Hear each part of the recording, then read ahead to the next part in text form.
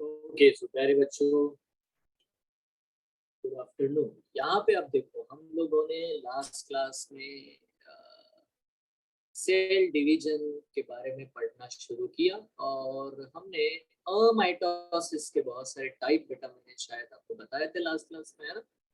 Yes mitosis, yes. उसके बाद देखो, हमें एक्चुअली मेनली तो दो ही प्रकार के डिवीजन पढ़ने हैं, एक है माइटोसिस और एक है meiosis. Let's begin with the mitosis. हम लोग क्या करते हैं यहाँ पे, सिंपली यहाँ अगर हम सेल के बारे में सोचे, just I will give the heading here, mitosis, ठीक है। अब एक्चुअली आप जानते हो कि माइटोसिस एक इक्वल डिवीजन है ना?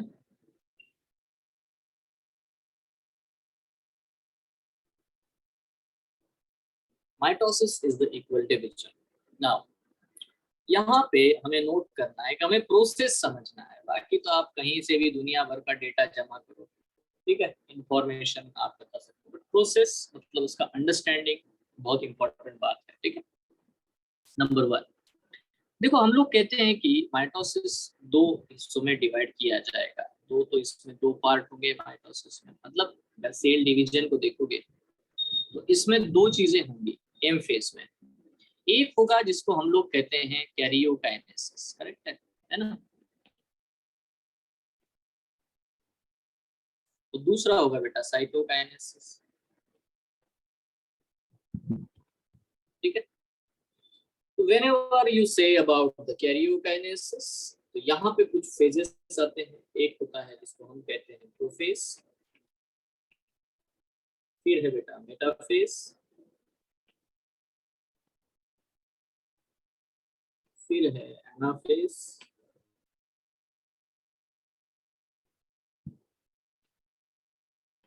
And then telophase. ठीक है ना? अब प्रोफेज, मेटाफेज, एनाफेज, टेलोफेज, ठीक है। इसका बेसिक क्या है? देखो बेसिक ये है कि अगर एक डीएनए है, अगर ये डीएनए कंडेंस हो गया तो इसका बेटा एक चीज बनेगी, इसको बोलते हैं मोनैड, ठीक है। ये एक है क्रोमैटिड, और यहाँ पे जो होगा उसको हम कहते हैं सेंट्रोमियर, ठीक है। अब जब एस फेज में आ जाता है, एस फेज में इसी डीएनए की डबल कॉपी बन जाती है, दो डीएनए बन जाते हैं। तो ये डीएनए जब दोनों कंडेंस हो जाते हैं तो बेटा इससे जो क्रोमोसोम बनेगा, ठीक है, ये क्रोमोसोम को हम डायड कहते हैं। डायड में दो क्रोमैटिड है, इन दोनों को हम लोग सिस्टर क्रोमैटिड कहते हैं। क्रोमोसोम का सेंट्रोमियर एक ही रहेगा।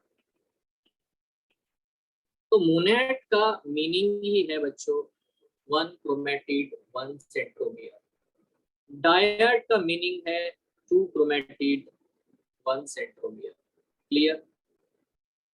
ठीक है, ये क्लियर है, बिल्कुल सिंपल बात, ठीक है। नाउ अगर हम क्रोमोसोम को देखें तो ये बेसिक चीज है, ये हमें समझना है बस। अभी क्रोमोसोम को देखेंगे तो जो सेंट्रोमियर है वहां पे आपको यहाँ पे बच्चों इस तरह से एक प्रोटीन कंपोनेंट लगा होता है, इसे बोलते हैं काइनेटोकोर।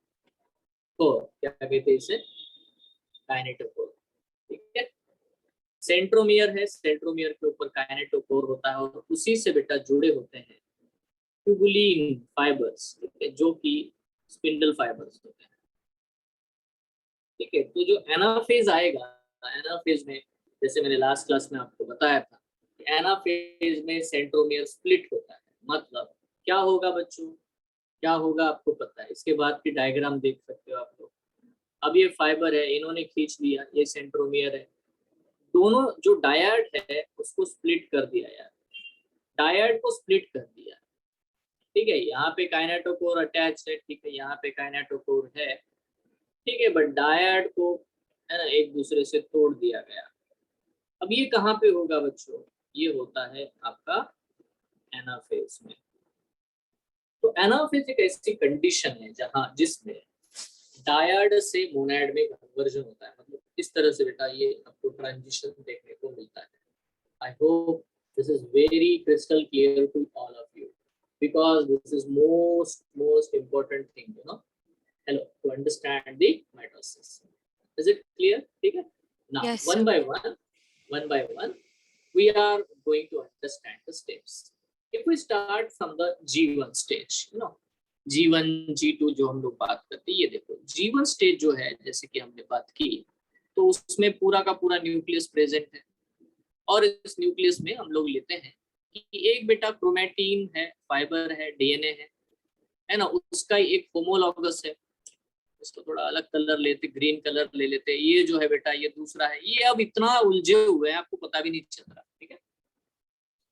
और यहाँ पे आपको देखने को मिलेगा कि हाँ चलो एक सेंट्रोमियर भी है, ठीक है, सेंट्रियोल है, इस तरह से। हेलो, तो इस तरह से बेटा इंटरफेस G1 स्टेज में है। तो G1 में हम लोग बोलते हैं 2N और 2C कंडीशन है। दो डीएनए है, ठीक है, दो कॉपीज है, एक एक डीएनए की एक एक कॉपी है, ठीक है। तो यहाँ पे क्रोमोसोम नंबर, अगर एक क्रोमोसोम भी बनेगा तो मोनैड बनेगा। अब जब एस फेज आएगा, एस फेज में क्या होगा? एस फेज में आपको तो मैंने बताया, एस फेज में ये तो देखो ये वही सेल है, ठीक है, इस सेल के अंदर न्यूक्लियस है। एस फेज खत्म होते होते आपको दिखाई देगा कि यार यहाँ पे तो दो सेंट्रियोल आ जाएंगे, ये एक और ये दो, ये पास पास में रहेंगे, ठीक है, कॉपी बन चुकी है at the end of the S phase. But एक चीज नोटिस करो कि ये जो डीएनए है जो एक ही था, उसकी एक और कॉपी बन गई है ना, तो दो डीएनए बन गए। अभी ग्रीन वाले दो हो गए, रेड वाला जो देखता है ना, जो था, जो शायद मैटरनल है, मदर से आया है इसके अंदर, तो उसकी बेटा दो कॉपीज बन गई, ये आपको है ना। तो यहाँ पे जो एस फेज होगा, ऑब्वियसली यहाँ पे नंबर ऑफ क्रोमोसोम, क्योंकि ये अटैच ही रहते हैं, तो नंबर ऑफ क्रोमोसोम तो चेंज नहीं हुआ, 2N ही है, बट 4C आपको कॉपीज दिखाई दे, यानी 4 कॉपीज आपको दिखाई दे रही है clearly after the S phase. तो G2 में भी वही होता है बच्चों, G2 में वही 2N और 4C कंडीशन आपको देखने को मिलती है। नाउ ये तो रहा बेटा इंटरफेज वाला कार्यक्रम। मजेदार बात ये है कि कभी भी आपको इंटरफेज में क्रोमोसोम दिखता ही नहीं है, क्रोमोसोम होता ही नहीं है इंटरफेज में, कभी क्रोमोसोम होता ही नहीं है। क्रोमोसोम तो इस डीएनए के कंडेंस्ड स्ट्रक्चर को कहते हैं, जो हमें प्रॉपरली मेटाफेज में दिखाई देता है, ठीक है। तो लेट्स बिगिन, सबसे पहले जो होगा उसको हम लोग कहते हैं प्रोफेज। अभी प्रोफेज होगा मतलब क्या है, देखो यहाँ पे हमें नोटिस करना है, अर्ली प्रोफेज के बारे में बात करते हैं। अर्ली प्रोफेज मतलब क्या है? अभी न्यूक्लियर मेम्ब्रेन जैसे कि वैसा है, ये जो दोनों जो आपको दिखाई दे रहे हैं जो बने हुए हैं सेंट्रियोल, ये भी बिल्कुल पास पास में ही है। बट यहाँ पे एक चीज क्लियरली होना शुरू हो जाएगी कि वो जो आपका जो डीएनए है वो थोड़ा बेटा कंडेंसेशन शुरू कर देगा और दिखाई देने लगेंगे, थोड़ा थोड़ा कंडेंसेशन बिगिंस, ठीक है। तो कंडेंसेशन जो है बेटा इनका शुरू हो जाएगा एंड आपको ये लेंथ वाइज ऐसे फिलामेंट स्ट्रक्चर जो है क्लियरली दिखाई देने लगेंगे, ठीक है। मतलब कंडेंसेशन शुरू हो जाएगा, that is what we concern about here. But अभी भी वो उतने प्रॉपरली सेपरेट हुए नहीं है, बस ये चल रहा है। तो now this way the condensation begins, this is called as the early process, इसको हम लोग बोलते हैं अर्ली प्रोसेस, ठीक है। अभी अर्ली प्रोफेज है, नॉर्मल पॉइंट है, बहुत ही सिंपल है, इसमें तो कंडीशन वही होगी, है ना, 2N 4C। उसके बाद जो होगा उसके बाद की जो स्टेज होती है जो हमें दिखाई देगा, अब यहाँ पे एक को नोटिस करना पड़ेगा कि न्यूक्लियर मेम्ब्रेन्स जो है वो डिसअपियर होना शुरू हो जाएगा। नॉट ओनली न्यूक्लियर मेम्ब्रेन, है ना, न्यूक्लियोलस जो होता है वो भी डिसअपियर होगा। उसके साथ साथ एंडोप्लाज्मिक रेटिकुलम, गोल्गी बॉडीज, ये सारी चीजें जो है डिसअपियर हो जाएंगे, कंप्लीटली खत्म हो जाएंगे। मतलब जो ऑर्गेनल्स होते हैं, सेल का साइज अभी भी बढ़ रहा है, ग्रोथ अभी भी हो रही है, सेल की ग्रोथ होती रहती है, ठीक है। जब तक पूरा डिवीजन नहीं हो जाता तब तक सेल का साइज बढ़ ही रहा है, साइटोप्लाज्म कंटेंट बढ़ रहा है। बट यहाँ पे न्यूक्लियर मेम्ब्रेन डिसअपियर हो गया। और तो और ये जो क्या कहते हैं, ये जो है ना सेंट्रियोल, है ना, वो अलग अलग पोल की तरफ शिफ्ट होना शुरू हो चुके हैं। दोनों सेंट्रियोल जो है उनका शिफ्टिंग होना शुरू हो गया है।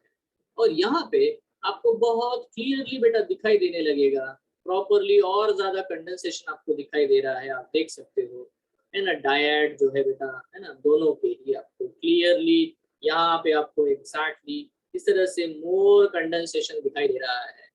ठीक है, ज्यादा ही कंडेंसेशन हो जाता है, मतलब अभी भी कंडेंसेशन शुरू है, पूरा हुआ नहीं है, but the condensation is happening. ठीक है, like this. So this is the late prophase. चलो बच्चों, लेट प्रोफेज में क्या क्या होता है रे? न्यूक्लियर मेम्ब्रेन डिसअपियर होगा सर, न्यूक्लियोलस डिसअपियर हो जाएगा सर, गोल्गी एपैरेटस डिसअपियर हो जाएगा सर, एंडोप्लाज्मिक रेटिकुलम डिसअपियर हो जाएगा सर।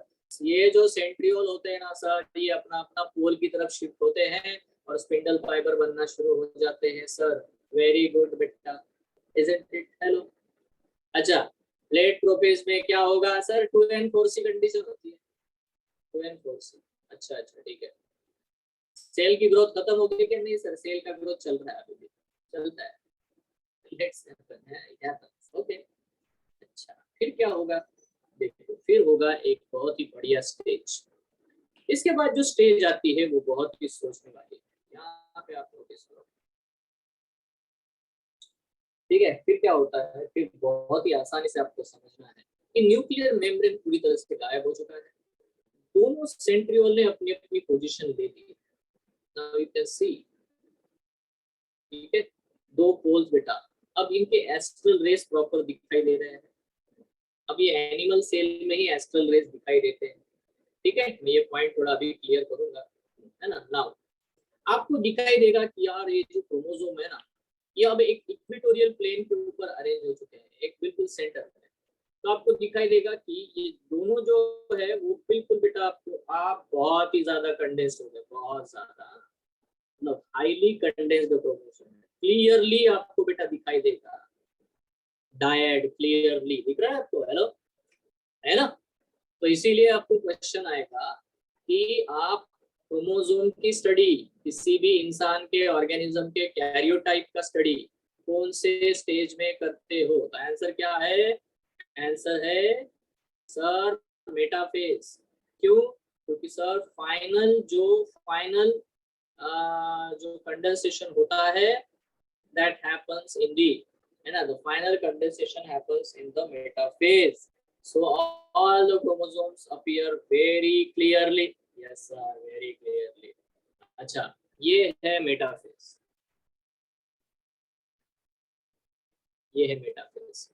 कितने क्रोमोसोम है सर? दो ही है, मतलब 2n और 4c। यहाँ पे भी, यहाँ से यहाँ पे भी 2n और 4c ही है। अच्छी बात है।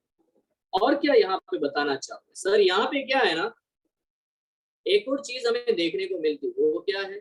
इसमें क्या है, आपको अलग अलग प्रकार के स्पिंडल फाइबर देखने को मिलते हैं। ये जैसे एस्ट्रल रेज है, यस सर, ये एस्ट्रल रेज भी स्पिंडल फाइबर ही है। अच्छी बात है।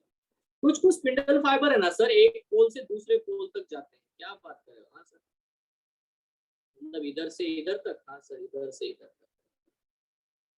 कुछ कुछ होते हैं ना, वो पोल से लेकर से क्रोमोसोम तक जाते हैं, ये सेंट्रोमियर पे जाके अटैच होते हैं। अच्छा सर, तो इस तरह से स्पिंडल फाइबर बनते हैं। हाँ सर, तो कितने प्रकार के स्पिंडल फाइबर है सर? 3 टाइप्स है। अच्छा, 3 टाइप? क्या बात कर रहे हो? हाँ, नंबर 1 सर, ये जो एस्ट्रल रेज है ना, ये है। अच्छा, एस्ट्रल रेज। ओके, दूसरा सर, ये जो दिखाई दे रहा है, एक पोल से दूसरे पोल पे जा रहा है। अच्छा, तो इनको क्या बोलते हैं? Interpolar fibre.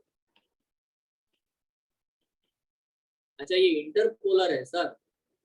तो इसको कोई दूसरा नाम है क्या इंटरपोलर को? हाँ, है ना। इसको बोलते हैं कंटिन्यूअस कंटिन्यूअस स्पिंडल फाइबर। क्या बात कर रहे हो? Continuous spindle fibre. तो और कोई, अरे ये दिख रहे हो, पोल के और सेंट्रियोल के, सेंट्रीमियर के बीच में जो स्पिंडल फाइबर है, ये वाला। हाँ सर, हाँ, ये क्या है? अरे ये है ना, इंटर, ये तो हो गया, इसको बोलते हैं क्रोमोसोमल फाइबर। अच्छा, या तो इसे क्या कहते हैं यार, इसको बोलते हैं डिसकंटिन्यूअस। क्या बात कर रहे हो? मतलब 3 प्रकार हो गए। हाँ, 3 प्रकार हो गए। स्पिंडल कितना है? स्पिंडल एक ही है मेरे भाई, स्पिंडल एक ही है। अच्छा स्पिंडल एक, स्पिंडल फाइबर बहुत ज्यादा है। हाँ अच्छा अच्छा, one spindle have many different types of spindle fibres. Perfect sir, समझ गया। क्लियर है क्या? Hello, yes sir. Yes sir. बताओ मेटाफेज में कितने प्रकार के स्पिंडल फाइबर देखने को मिलते हैं? How many types? अरे how many types? 3. 3, very good. There are 3 spindle fiber, 3 different types of the spindle fiber. Which are they? Number 1, astral ray. Second, interpolar or continuous.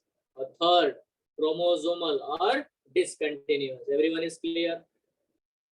Yes sir. Yes sir. ये equatorial plane पे जो arrange होते हैं ना, the arrangement on the equatorial plane is called as the congregation.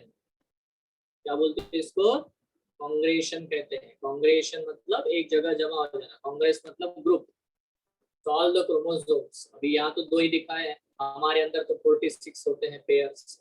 33 green होंगे, है ना, sorry 23 green होंगे और 23 रेड कलर के ड्रॉ करेंगे हम लोग, पैटर्नल पैटर्नल, बराबर है। तो सारे बेटा एक प्लेन के ऊपर अरेंज हो जाएंगे। इस प्लेन को हम लोग बोलते हैं इक्वेटोरियल प्लेन, ठीक है। Hello, isn't it? तो ये है मेटाफेज। मेटाफेज में किसी को दिक्कत है? किसी को कोई प्रॉब्लम है? नहीं है। चलो आगे बढ़ते। तो इसके बाद क्या होगा? अरे इसके बाद ना एनाफेज। अरे एनाफेज तो बहुत इंपॉर्टेंट होता है ना सर। बिल्कुल, ये देख, ये है पोल, ये है पोल, ठीक है। ये है एस्ट्रल रेज, ये है astral rays. Okay sir, thank you. अब क्या? अब कुछ नहीं बेटा, अब होगा स्प्लिटिंग।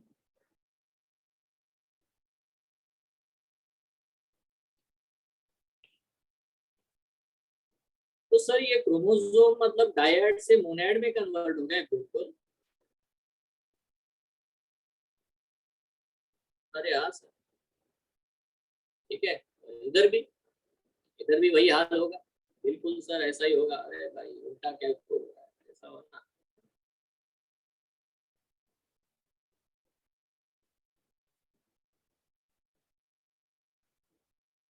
क्या बात है, स्प्लिट हो गए सर ये। हाँ बिल्कुल स्प्लिट हो गए। मतलब क्या सर? क्रोमोसोमल फाइबर इसको खींच रहे क्या? हाँ बिल्कुल, क्रोमोसोमल फाइबर इनको खींच रहे, इधर इधर, तो इधर इधर। कंटिन्यूअस फाइबर, कंटिन्यूअस फाइबर थोड़ा सपोर्ट के लिए होते हैं, सपोर्ट देते हैं। हाँ चलो चलो चलो चलो, आगे बढ़ो आगे बढ़ो। अच्छा सर, मुझे क्वेश्चन है, क्या यहाँ पे और भी स्पिंडल फाइबर आएंगे, मतलब अलग प्रकार का? बिल्कुल, यहाँ पे एक और स्पिंडल फाइबर का टाइप आएगा। वो क्या होगा? इनके बीच में बेटा स्पिंडल फाइबर बनने शुरू हो जाते हैं। दिख रहा है आपको? Between the splitted chromosome. इसको क्या बोलते हैं सर? अरे इसको बोलते हैं इंटर क्रोमोसोमल फाइबर। अरे सर ये तो नया है। हाँ बिल्कुल नया है। मतलब अभी कितने हो गए बेटा? कितने टाइप के फाइबर हो गए? 4, 4 टाइप्स, बराबर।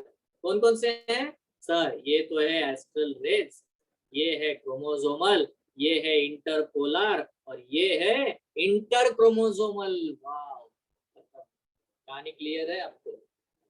अरे समझ रहे हो, है ना सर? यहाँ पे आपने बोला मेटाफेज स्टेज में 2n और 4c है। बिल्कुल, 2 ही क्रोमोसोम है। डायड डायड डायड डायड, 2 ही डायड। यहाँ पे सर, यहाँ 4 हो गया ना बेटा, 4n और 4c। कैसे? 4 मोनैड हो गए, 1 2 3 4, 2 ग्रीन 2 रेड। हाँ सर, बिल्कुल सही। इसे क्या कहते हैं? इसे अर्ली एनाफेज कहते हैं। क्यों सर? अभी अभी स्प्लिट हुआ है ना। अच्छा, तो फिर लेट एनाफेज क्या होता है सर? लेट एनाफेज कुछ नहीं, यही है बस, इसका थोड़ा सा ऐसे बना लेने का। देखो ये है पोल, ये है पोल, फिर क्या? कुछ नहीं, ग्रीन वाला पहुंच गया इधर, ये वाला ग्रीन वाला क्लोज आ गया। अच्छा सर, रेड वाला भी इधर पहुंच गया। ओके सर, समझ गया। ठीक है। स्पिंडल फाइबर भी धीरे धीरे डिसअपियर होना शुरू हो गया इनका कार्यक्रम। ठीक है। हेलो, तो ये क्या है बच्चों? यहाँ पे भी 4n और 4c है, but This is a late anaphase. And this one, sir, this one is early anaphase. क्या बात है सर, समझ गया? किसी को कोई दिक्कत है? हेलो, समझ रहे हो? है ना, 4N और 4C बन चुका है। मैं क्वेश्चन पूछो आप सबसे, बहुत सिंपल क्वेश्चन है बेटा। आप मुझे बस नंबर 1 प्रोफेज में क्रोमोसोम कैसा होता है ऐसा बताओ आंसर। तो आप बोलोगे सर प्रोफेज में डायड होते हैं। मतलब क्या sir? 2 centromere, sorry 1 centromere 2 chromatid. अच्छा, मेटाफेज में क्रोमोसोम कैसा होता है सर? मेटाफेज में डायड होता है। मतलब क्या है सर? 2 chromatid 1 centromere. अच्छा ठीक है। तो एनाफेज में कैसा होता है ये तो बता। हाँ सर, यहाँ पे कुछ अलग है। क्या अलग है सर? यहाँ मोनैड है। मोनैड मतलब one chromatid and one centromere. यही तो क्वेश्चन पूछते हैं, और ये क्वेश्चन बच्चों को डिफिकल्ट लगता है। क्या है इजी? Who is? अभी कुछ नहीं बचा, अभी टेलोफेज होगा। टेलोफेज मतलब शॉर्टेस्ट फेज है, जल्दी जल्दी निपट जाता है। ये देखो, टेलोफेज का मतलब क्या है कि यहाँ पे अभी सेल का डिवीजन भी शुरू हो गया, बट डॉटर न्यूक्लियर बन जाते हैं। Nuclear membrane reappears. अच्छा, न्यूक्लियोलस रीअपियर्स। अच्छा, endoplasmic reticulum reappears. Okay sir. Spindle fibre disappears ना सर? स्पिंडल फाइबर तो डिसअपियर तो हो गए, क्योंकि न्यूक्लियस बना मतलब यहीं पे हो गया ना। लेट एनाफेज में डिसअपियरेंस शुरू हो जाता है। ठीक है, हाँ, स्पिंडल फाइबर डिसअपियर्स। सेंट्रियोल, ठीक है। अब यहाँ पे आपको एक्जैक्टली दिखाई दे रहा है कि डीकंडेंसेशन मेन चीज क्या है। Decondensation of the chromosome will takes place. मतलब ये जो ग्रीन वाला है ना पहले जैसा, वो अभी क्लियर एक दिख रहा है, इधर भी एक, दोनों चले गए हैं। और जो आपको एक्जैक्टली G1 स्टेज में मैंने दिखाया था वही बेटा वापस आ गया। The chromosome will show the डीकंडेंसेशन। Hello, तो ये है बच्चों टेलोफेज। अभी टेलोफेज में एंटायर सेल को अगर देखोगे तो सेल अभी डिवाइड हुआ नहीं है, तो हम लोग बोलते हैं कि हाँ सर 4N और 4C, बट इसको बोलते हैं डॉटर न्यूक्लियर। 2 है इसलिए डॉटर न्यूक्लियर। तो डॉटर न्यूक्लियर कैसा है सर? 2N और 2C है सर डॉटर न्यूक्लियर। हाँ बिल्कुल सही है। तो इस तरह से आपका बेटा entire mitosis, it's so easy to understand, you know, it's very easy. But आपको इस तरह से ये जो डायग्राम मैंने बनाई है ना, 1 by 1, इसको सही ढंग से समझना पड़ेगा। दिख रहा है आपको? है ना, आप देख लो। If you are not getting, ask me again, I will explain again, no issue in that, but the concept must be clear. तो मैं सबको ये बताना चाहता हूँ कि जिसको एनाफेज समझ में आया ना, एनाफेज में क्या होता है, वो 100% समझ जाएगा कि एक्चुअली माइटोसिस क्या है। तो माइटोसिस क्या है? क्योंकि जीवन में पहले से 2N और 2C था। अगर डिवाइड करना है तो 2 है ना, तो जब भी बेटा 2 डॉटर सेल बनेंगे तो उसमें 2N और 2C आएगा। तो जैसे, तो यहाँ पे आप देख सकते हो अभी 2 सेल हमें मिलेंगे साइटोकाइनेसिस होने के बाद में। ठीक है, आपको छोटे छोटे मिलेंगे क्योंकि ये ग्रो होगा, बाद में ग्रो होके बड़ा होगा। अब इसमें क्या है, दोनों डॉटर सेल में बेटा दोनों डॉटर सेल अलग अलग हो गए, बट थिंग इज अब दोनों ही फिर से G1 स्टेज में एंटर कर चुके हैं because the mitosis is over. तो इसमें क्या कंडीशन है सर? इसमें 2N और 2C, इसमें क्या है 2N और 2C, बट ये आया कैसे? क्योंकि सर 4N और 4C यहाँ पे आया ना, इसलिए आधा आधा बराबर डिस्ट्रीब्यूट हो गया। Yes, got it. So the mitosis maintains the chromosome number in a somatic cells. Isn't it? Hello, yes sir. सबको क्लियर है? कोई Yes, sir. कंफ्यूजन? एकदम साफ साफ मैंने बताया है, कोई इसमें कोई गड़बड़ी नहीं, कुछ नहीं। जो भी होता है कांग्रेशन क्या है सर? कांग्रेशन यहाँ होता है सर, एक जगह जमा हो जाना सारे, अच्छी बात है। ठीक है सर, मुझे एक बात बताओ, प्लांट और एनिमल सेल में क्या क्या डिफरेंसेस होते हैं अगर माइटोसिस के बारे में बात करोगे तो देखो नंबर 1 चीज है, प्लांट का जो होता है ना,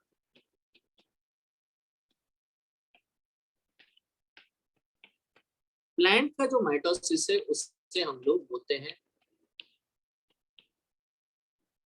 एनेस्ट्रल माइटोसिस और असेंट्रिक माइटोसिस। क्यों? Because plant do not have astral form ही नहीं सेंट्रियोल। होता क्या बेटा? क्या नहीं होता? सर, वही एस्ट्रल नहीं होता ना उनमें। बिल्कुल। So do not have centriole, उसमें सेंट्रियोल ही नहीं होता मेनली। तो एस्टर कहाँ से बनेगा? है ना? तो कभी कभी है ना, कुछ बच्चों को मैंने पूछा है कि भाई बता, अगर पोल ही नहीं है तो फिर क्रोमोसोम का मूवमेंट कैसा होगा?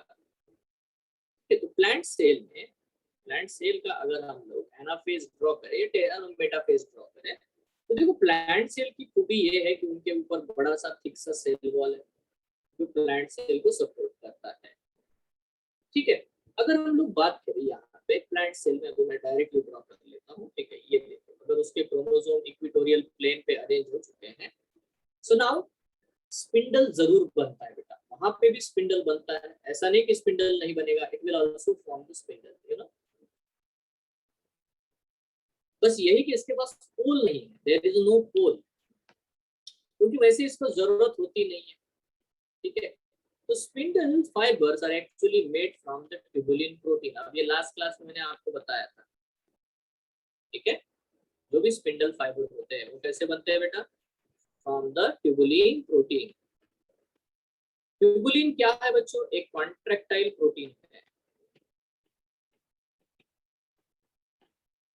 ठीक है, तो क्योंकि ये एक्चुअली रिजिड है, सेल वॉल इसका रिजिड है, तो इसको इतना तकलीफ नहीं है। ट्यूबुलिन अपने आप में एडजस्ट हो जाएंगे, उनको एक्चुअली पोल की वैसे जरूरत है नहीं, क्योंकि खुद ही प्लांट सेल जो है स्टेबल है, बहुत स्टेबल है। एनिमल सेल का लेचा पेचा जैसा काम नहीं है, उसको पोल चाहिए पकड़ के रखने के लिए, होल्ड करने के लिए। स्टिल यहाँ पे आपको एक चीज नई इंफॉर्मेशन बता के रखता हूँ, यहाँ पे कैल्शियम और प्रोटीन है ना, क्रोमोल्डिन प्रोटीन बोलते, तो उनके नाम में लिख के नहीं दूंगा, but calcium and some proteins they will form the pole like structure। ठीक है, प्लांट सेल में तो यहाँ पे सेंट्रियोल नहीं है, इसलिए कोई एस्टर बनते नहीं है, तो इसीलिए आप प्लांट में सिर्फ 3 ही प्रकार के स्पिंडल फाइबर देखोगे ज्यादा से ज्यादा, continuous fibre, discontinuous fibre and interchromosomal fibre. So you will see in plant cell only two different types of the three different types of the fibers. Is it clear? Hello, clear है सबको? Yes, sir. है ना, एनेस्ट्रल है, eccentric है, but ये नहीं कि spindle नहीं बनता, स्पिंडल तो बनता है, ट्यूबुलिन प्रोटीन से बनता है। उसके अलावा बेटा क्रोमोसोम का मूवमेंट कैसा होगा? नाउ यहाँ पे मैं आता हूँ, थोड़ा क्वेश्चन पूछता हूँ आपसे। देखो, नंबर 1 क्वेश्चन, अगर मैं आपसे ये पूछूं कि आप कौन से स्टेज में, माइटोसिस के कौन से स्टेज में क्रोमोसोम की स्टडी बहुत अच्छे से कर सकते हो, उसका साइज, शेप, बिहेवियर, अरेंजमेंट, है ना, सेंट्रोमियर कैसा है, क्या है, कहाँ पे पोजीशन है, ये सब स्टडी आप कौन से स्टेज में कर सकते हो? तो आपका आंसर होगा मेटाफेज। बट जब भी आपको ये क्वेश्चन आएगा कि आप शेप ऑफ द क्रोमोसोम कहाँ स्टडी कर सकते हो, तो आपका आंसर होगा बेटा एनाफेज। तो ये समझ में नहीं आया क्या बोल रहे हो, है ना, है कि नहीं? आप बोल रहे हो shape of the chromosome anaphase में कैसे समझ सकते हैं? बिल्कुल समझ सकते हैं, उस कंसेप्ट को मैं यहाँ पे आपको बता दूं। देखो, जब भी आप क्रोमोसोम को देखोगे तो क्रोमोसोम विल बी ऐसे ही होते हैं, देखो ये वाला, अगर एग्जैक्ट सेंटर में सेंट्रोमियर है तो इसको बोलते हैं मेटासेंट्रिक क्रोमोसोम, अगर थोड़ा सा बाजू में है तो इसको बोलते हैं सब मेटासेंट्रिक क्रोमोसोम। ठीक है, अगर सेंट्रोमियर एकदम टिप के पास में है, एक आर्म बहुत बड़ा एक आर्म छोटा सा है, तो इसे कहते हैं एक्रोसेंट्रिक क्रोमोसोम। और अगर बेटा सेंट्रोमियर किसी वन एंड की तरफ है, जैसे कि यहाँ पे, तो इसे कहते हैं टेलोसेंट्रिक क्रोमोसोम। क्लियर? क्लियर? अब आप इमेजिन Yes, sir. करो, जब एनाफेज में जब इसको खींचा जाएगा मेटासेंट्रिक, तो कैसे दिखेगा वो? वी शेप, क्योंकि ऐसे खींचेगा ना, ये देखो, ये देखो, ये देखो, है ना, सेंटर में तो वी शेप का नहीं दिख रहा आपको, हेलो, है ना? The shape of the chromosome can be studied in the anaphase. Now, अगर इसको खींचेंगे तो ये एल शेप दिखाई देता है, सब मेटासेंट्रिक, ठीक है। इसको खींचेंगे तो इसको बोलते हैं हम लोग जे शेप, ठीक है। और इसको बोलते हैं, इसको खींचेंगे तो आई शेप, ठीक है। आई शेप, एक सेंटर में वहीं पे खींच रहे तो आई shape. So that is what the thing, L shape, J shape and I shape, ठीक है। So when you study the shape of the chromosome, answer is sir anaphase में, anaphase, very good. I think it is very clear to you all. Hello, किसी को कोई confusion है बच्चों? Is there any confusion? No, अच्छी बात है, आप कुछ नहीं बोल रहे हो मतलब क्लियर है, मैं आगे बढ़ूं, मुझे क्या है। नाउ यहाँ पे थोड़ा सा ध्यान देते हैं। अब आता है कैरियोकाइनेसिस हो गया। Now we have to talk about the cytokinesis.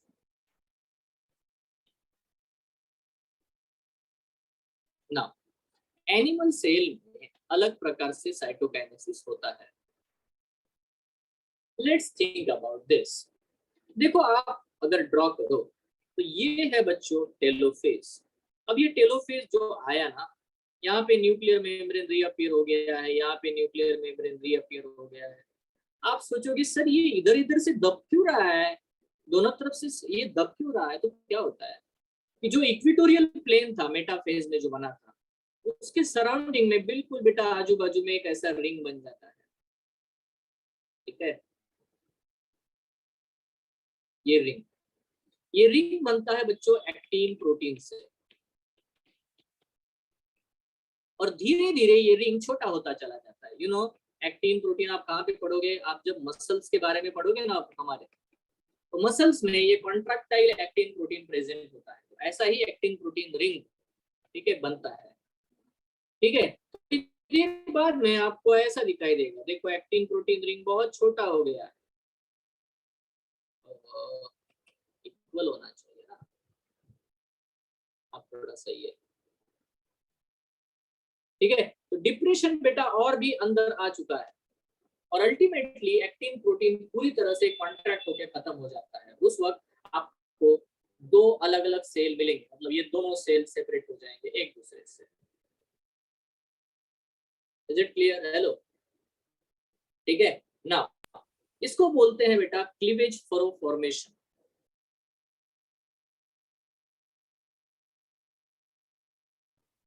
अब ये क्लीवेज फरो फॉर्मेशन सिर्फ एनिमल सेल में ही दिखने को मिलता है, by because animal cell do not have the cell wall, ठीक है। अब हमें ये भी नोटिस करना है कि एक्चुअली जो एनिमल सेल है वो ऐसा था, ठीक है। फिर यहाँ से दबना शुरू हुआ चारों तरफ से, ठीक है, पूरे जितना भी कोई स्फेरिकल है, और थोड़ी देर बाद में ऐसा दिखाई दे रहा है आपको, दबता चला जाता है। तो यहाँ पे आपको नोटिस करना है कि it is starting the furrow formation starts from the periphery and it will move toward the center. So we say that it is the centripetal division or centripetal cytokinesis. कितने लोगों को समझ में आया?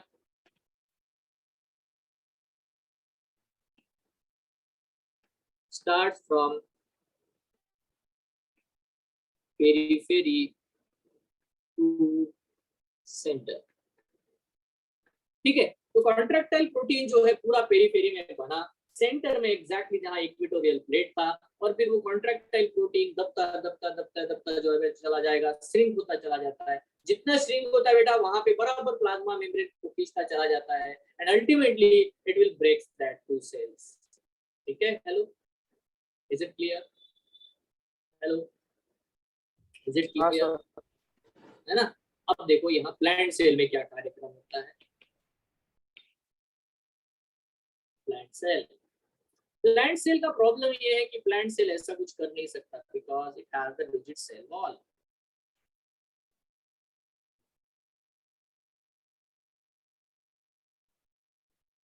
जैसे बेटा मतलब इधर न्यूक्लियस बनेगा, इधर न्यूक्लियस, ये टेलोफेज है, प्लांट सेल का टेलोफेज ऐसा दिखेगा, वो श्रिंक नहीं होगा, समझ लो।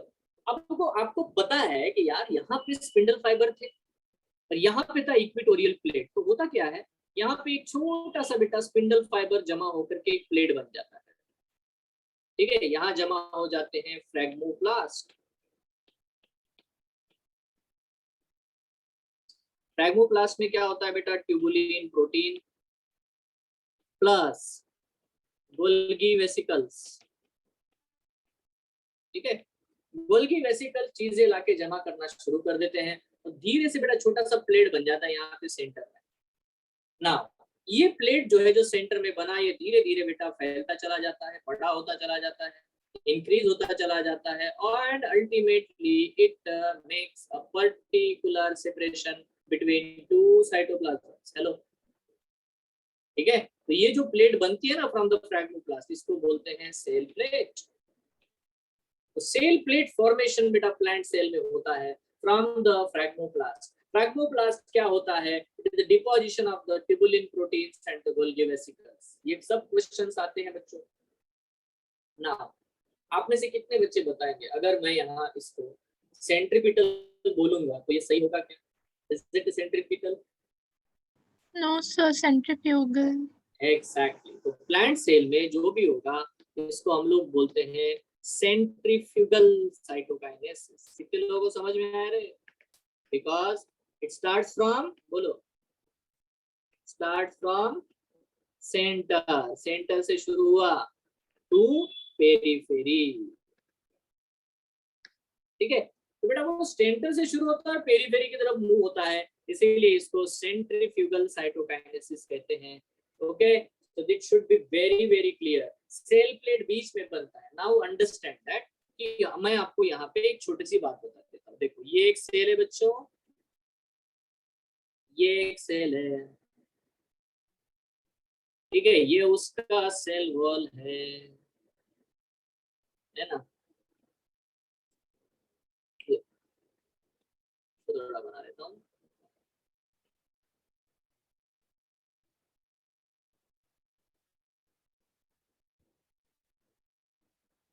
ना अंडरस्टैंड दिस कंसेप्ट।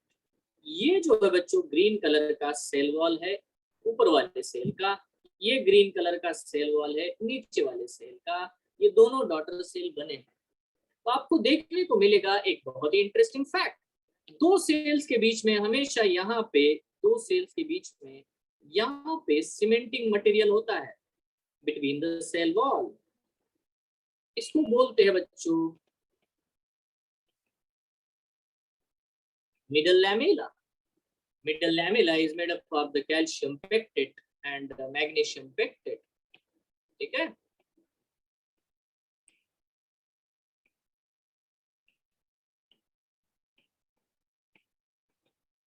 तो मैं आपको ये बता दूं कि एक्चुअली जो सेल प्लेट होता है, सेल प्लेट एक्चुअली क्या बनाता है। Cell plate forms the middle lamellae, ठीक है। तो ये बन जाता है बच्चों मिडल लैमेली, फिर इसके इस साइड में बन जाएगा सेल वॉल, इस साइड में बनेगा cell wall, and both will be then separated from each other. Are you sure? तो आपको क्वेश्चन आए कि पहले क्या आएगा सेल प्लेट में, तो आंसर है फ्रैग्मोप्लास्ट आएंगे सर।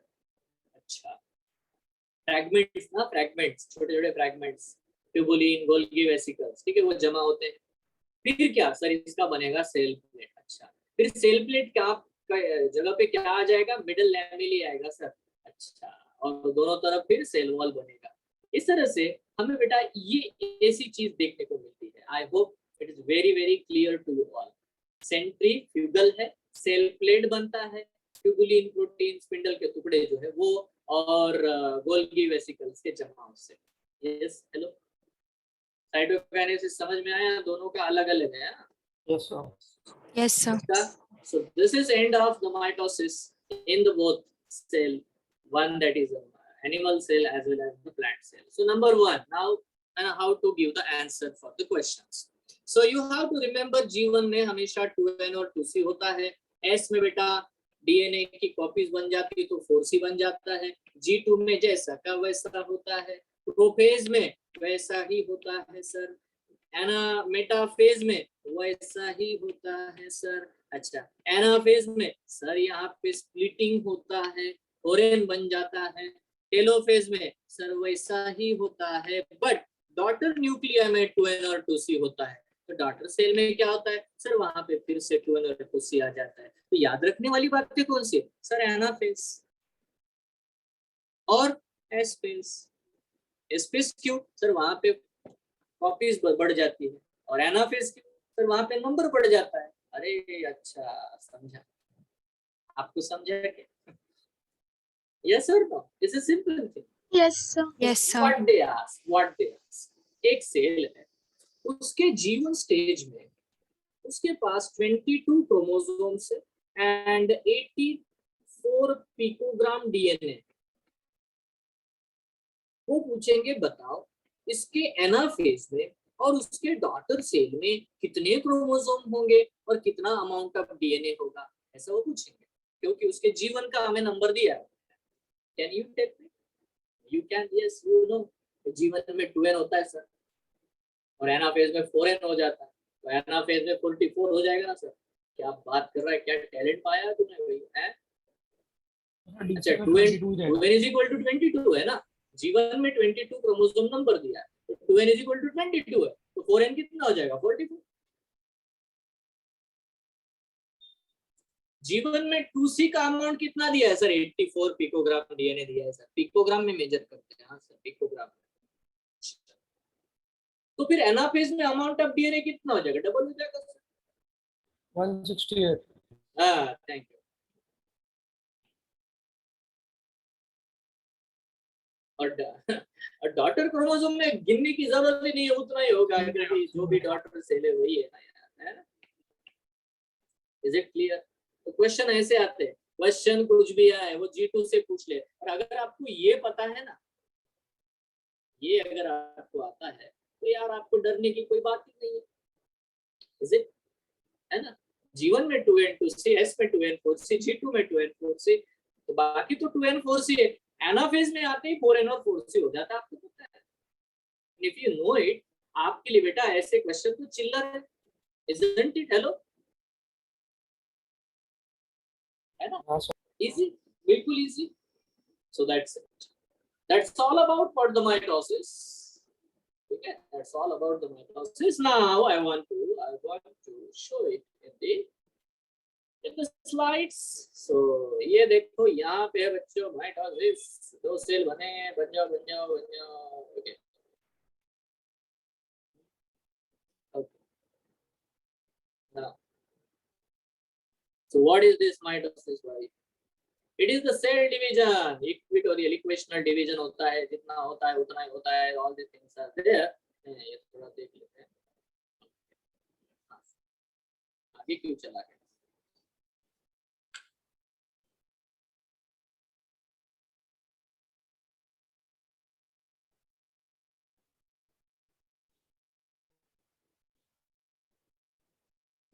ओके, सो यहाँ पे बच्चों नोटिस करो, ये तो स्टेजेस दिखाए आपको। It is the cell division occurring in somatic cell.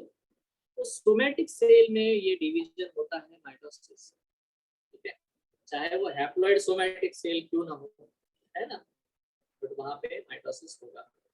It also called as equational division, as the number of chromosomes in the parent and progeny cell is same.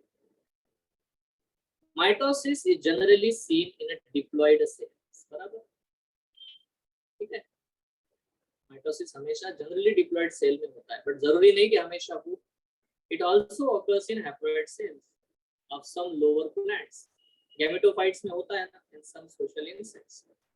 Honey bees में होता है।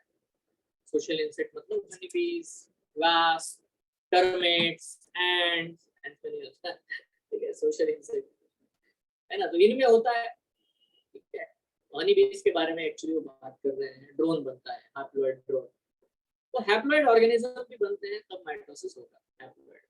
It involves major reorganisation of all cell. तो जो भी है, मतलब देखो, repair करना, जो भी सेल्स की जगह भरना, ये सारी चीजें जो है, घाव भर गया तो वो भर देना है, नया कुछ बनाना है, स्किन नए सेल लगाना है तो वो बना देगा। So all this things will be there. which will helpful, and that is the mitosis, है ना. Now आते हैं तो यहाँ पे स्टेजेस है बेटा, prophase, metaphase, anaphase, telophase.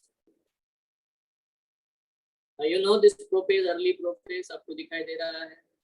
Nucleolus scene is attached to the chromosome at the nucleolar organizer, ये आपको देखने को मिलेगा. ठीक है, इस तरह से देखो ये अर्ली प्रोफेज है बच्चों, आपको दिखाया था. फिर क्या होता है, लेट प्रोफेज दिखाई दे रहा है बेटा. ठीक है, न्यूक्लियर मेम्ब्रेन डिसअपियर होगा, एस्ट्रल रेज दिखाई देने लगेंगे, माइक्रोट्यूबुलर फाइब्रिल्स, स्पिंडल फाइबर है ना अपीयर होने लगेंगे, nuclear envelope, nucleolus, Golgi complex, reticulum सब डिसअपियर हो जाएगा, और स्पिंडल फाइबर जो है ट्यूबुलिन वाले बनना शुरू हो जाएगा. सेम सारी चीजें अभी मैंने बताई बच्चों. ये है लेट प्रोफेज. उसके बाद में बच्चों ये है आपको दिखाई दे रहा है, ये एनसीईआरटी के डायग्राम्स है. अब इन्होंने क्या किया, एनसीईआरटी में 4 क्रोमोसोम लेके बताया है, तो थोड़ा कंफ्यूजन होता है. ठीक है, अर्ली मेटाफेज दिखाया है, लेट मेटाफेज भी दिखाया है. इस तरह से स्पिंडल एक दूसरे खींच तान करके वो क्रोमोसोम अरेंज कर रहे हैं अर्ली मेटाफेज में, एंड कांग्रेशन आपको दिखाई देता है इन द लेट मेटाफेज में प्रॉपर्ली. ठीक है, बट यहाँ पे 4 क्रोमोसोम दिखा है, तो थोड़ा सा कंफ्यूजन होता है, इसलिए मैंने तो 2 ही क्रोमोसोम लेकर के समझा दिया, तो दैट इज गुड आल्सो. ठीक है, तो ये मेटाफेज प्लेट या इक्वेटोरियल प्लेट बन जाती है ऐसे. ठीक है, और वहां पे सारे बेटा क्रोमोसोम अरेंज हो जाते हैं. और डेफिनेटली बेटा मैंने जैसे बताया, the spindle fibres from both the poles are connected to chromatids by their kinetochore. मैंने काइनेटोकोर बताया था अभी पेन एंड पेपर पे. वो स्पिंडल फाइबर कभी भी सेंट्रोमियर को अटैच नहीं होता. वो कहाँ अटैच होता है, एक प्रोटीन शीट होता है उसके ऊपर बेटा, इसको हम काइनेटोकोर कहते हैं, वहां पे जाके वो अटैच होता है. ठीक है, नेक्स्ट ये है बेटा एनाफेज. यहाँ तो डायरेक्ट लेट एनाफेज, अर्ली, ये देखो ये अर्ली एनाफेज है, ये लेट एनाफेज है, ये आपको क्लियरली दिखाई दे रहा है. यहाँ पे spindles sorry splitting of the chromosomes होता है. ठीक है, देन ये है टेलोफेज, डॉटर न्यूक्लियर बन चुके हैं. ठीक है, स्पिंडल फाइबर अपने अपनी पोजीशन ले चुके हैं, न्यूक्लियोलस, गोल्गी कॉम्प्लेक्स, एंडो सब रीअपीयर होना शुरू हो जाता है. स्पिंडल फाइबर डिसअपीयर जैसे तुमने कहा वैसे यहाँ पे होना शुरू हो जाता है. ठीक है, ओके, ठीक है, हाँ ठीक है भैया, समझ गए. Next cytokinesis. अभी 2 है ना, टेलोफेज के बाद में बेटा साइटोकाइनेसिस. एक्चुअली साइटोकाइनेसिस पहले ही शुरू हो जाता है जब टेलोफेज शुरू है. It starts when the telophase is in progress. ठीक है, तभी बेटा जैसे मैंने अभी ड्रॉ भी करके दिखाया था तभी शुरू हो जाता है. अब यहाँ पे देखो ये क्लीवेज फरो बनते हुए दिखाई दे रहा है, ये है एनिमल सेल का, है ना. Cytokinesis in animal cell, it will form the cleavage furrow. ठीक है, एंड एनसीईआरटी वैसे कुछ मेंशन नहीं करती about the actin filament and all. मैंने आपको बताया है एक्टिन फिलामेंट का रोल क्या है. यहाँ पे क्लीवेज फरो बन रहा है सेंट्रीपिटल. कैसे बन रहा है बेटा, सेंट्रीपिटल. ठीक है, नेक्स्ट यहाँ पे आप देख सकते हो सेल प्लेट फॉर्मेशन का डाटा सेल वॉल में आपको देखने को मिलता है. 2 डॉटर सेल अलग हो जाएंगे. यहाँ पे जो मिडल लैमेली बनेगी बीच में 2 सेल वॉल के, that will be form from this growing cell plate. ठीक है, ये देखो वेसिकल्स लिखे हैं, मतलब ये गोल्गी वेसिकल्स है ना, फ्रैग्मोप्लास्ट वहाँ पे बनते हैं. और इस तरह से यहाँ पे आपको बेटा सेल देखने को मिलते हैं. यहाँ हमारी एनसीईआरटी एक्स्ट्रा पॉइंट जोड़ती है, वो क्या है, in some organisms karyokinesis is not followed by cytokinesis. मतलब देखो ये सेल है यार, अब ये न्यूक्लियस तो डिवाइड हो जाता है बट सेल डिवाइड नहीं होता. तो obviously number of cell nuclei बढ़ते हैं तो मल्टी न्यूक्लिएटेड सेल बन जाता है, इसको हम लोग सिंसाइशियम कहते हैं या सिनोसाइटिक सेल कहते हैं. ठीक है, इस तरह से सिनोसाइटिक सेल कहते हैं या सिंसाइशियम कहते हैं. ठीक है, जो कि मल्टी न्यूक्लिएटेड होता है, जैसे कि लिक्विड एंडोस्पर्म इन कोकोनट, है ना. मैंने बोला था कि वो फ्री न्यूक्लियर डिवीजन करता है, इतने सारे न्यूक्लियस होते हैं उसमें कि वो लिक्विड फॉर्मेट में होता है, नारियल पानी जो है आप लोग बोलते हैं उसको. ठीक है, सो इस तरह से बच्चों है ना पूरा एंटायर माइटोसिस आप लोगों ने देखा. यहाँ पे आपको पूरा एक ओवरऑल रिप्रेजेंटेशन जो है डायग्राम आप आराम से देखो, सारी चीजें एकदम क्लियरली दिख रही है. 2 मिनट बेटा उसकी तरफ देखते रहो, तब तक मैं पानी पी लेता हूँ.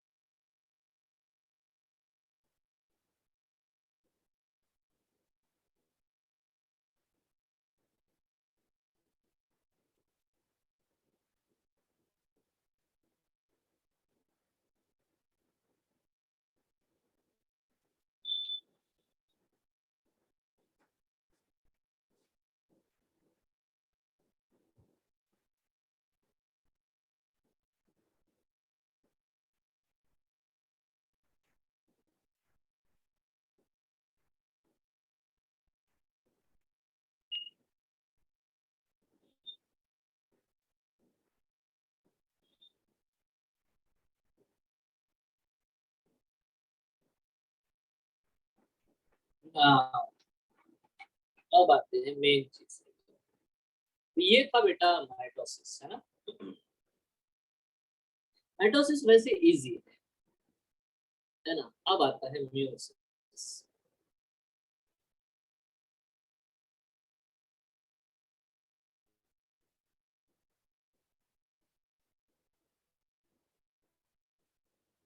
यहाँ पे कुछ सिग्निफिकेंस दिए हैं माइटोसिस के, वो देख लेते हैं।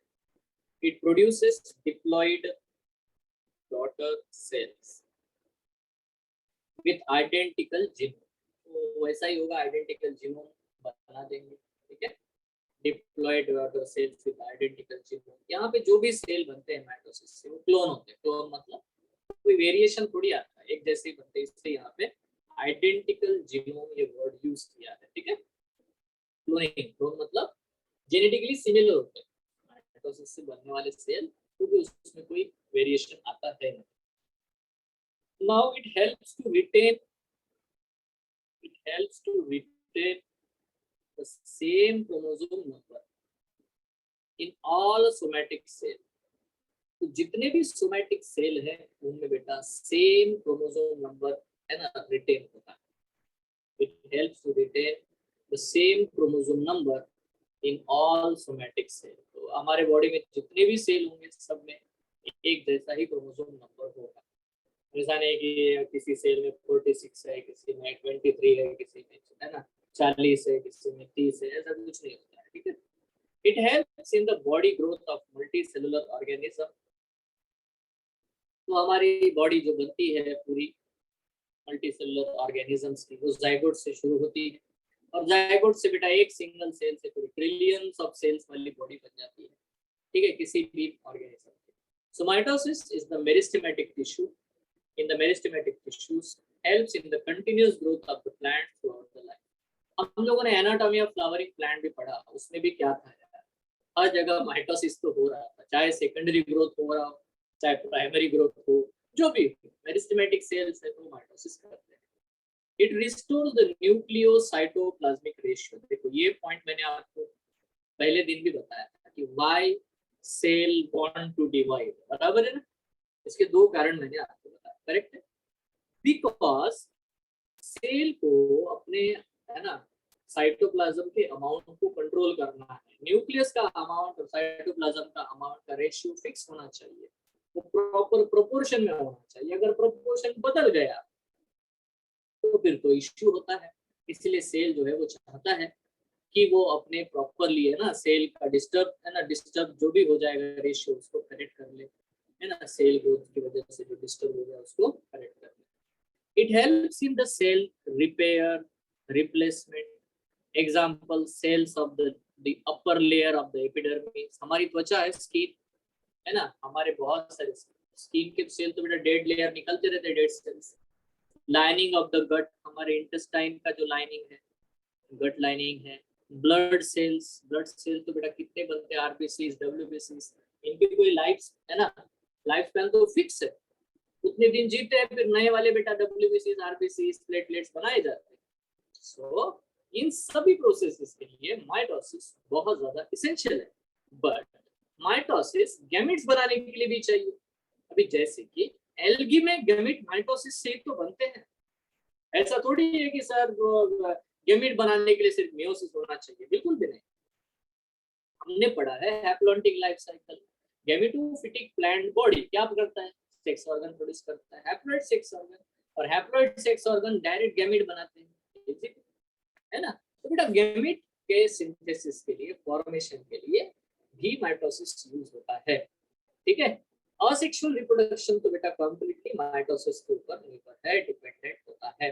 Anyway, so there are lot of significance of the mitosis. ये सारे एनसीईआरटी वाले पॉइंट हैं जो यहाँ पे कवर किए गए हैं, ठीक है।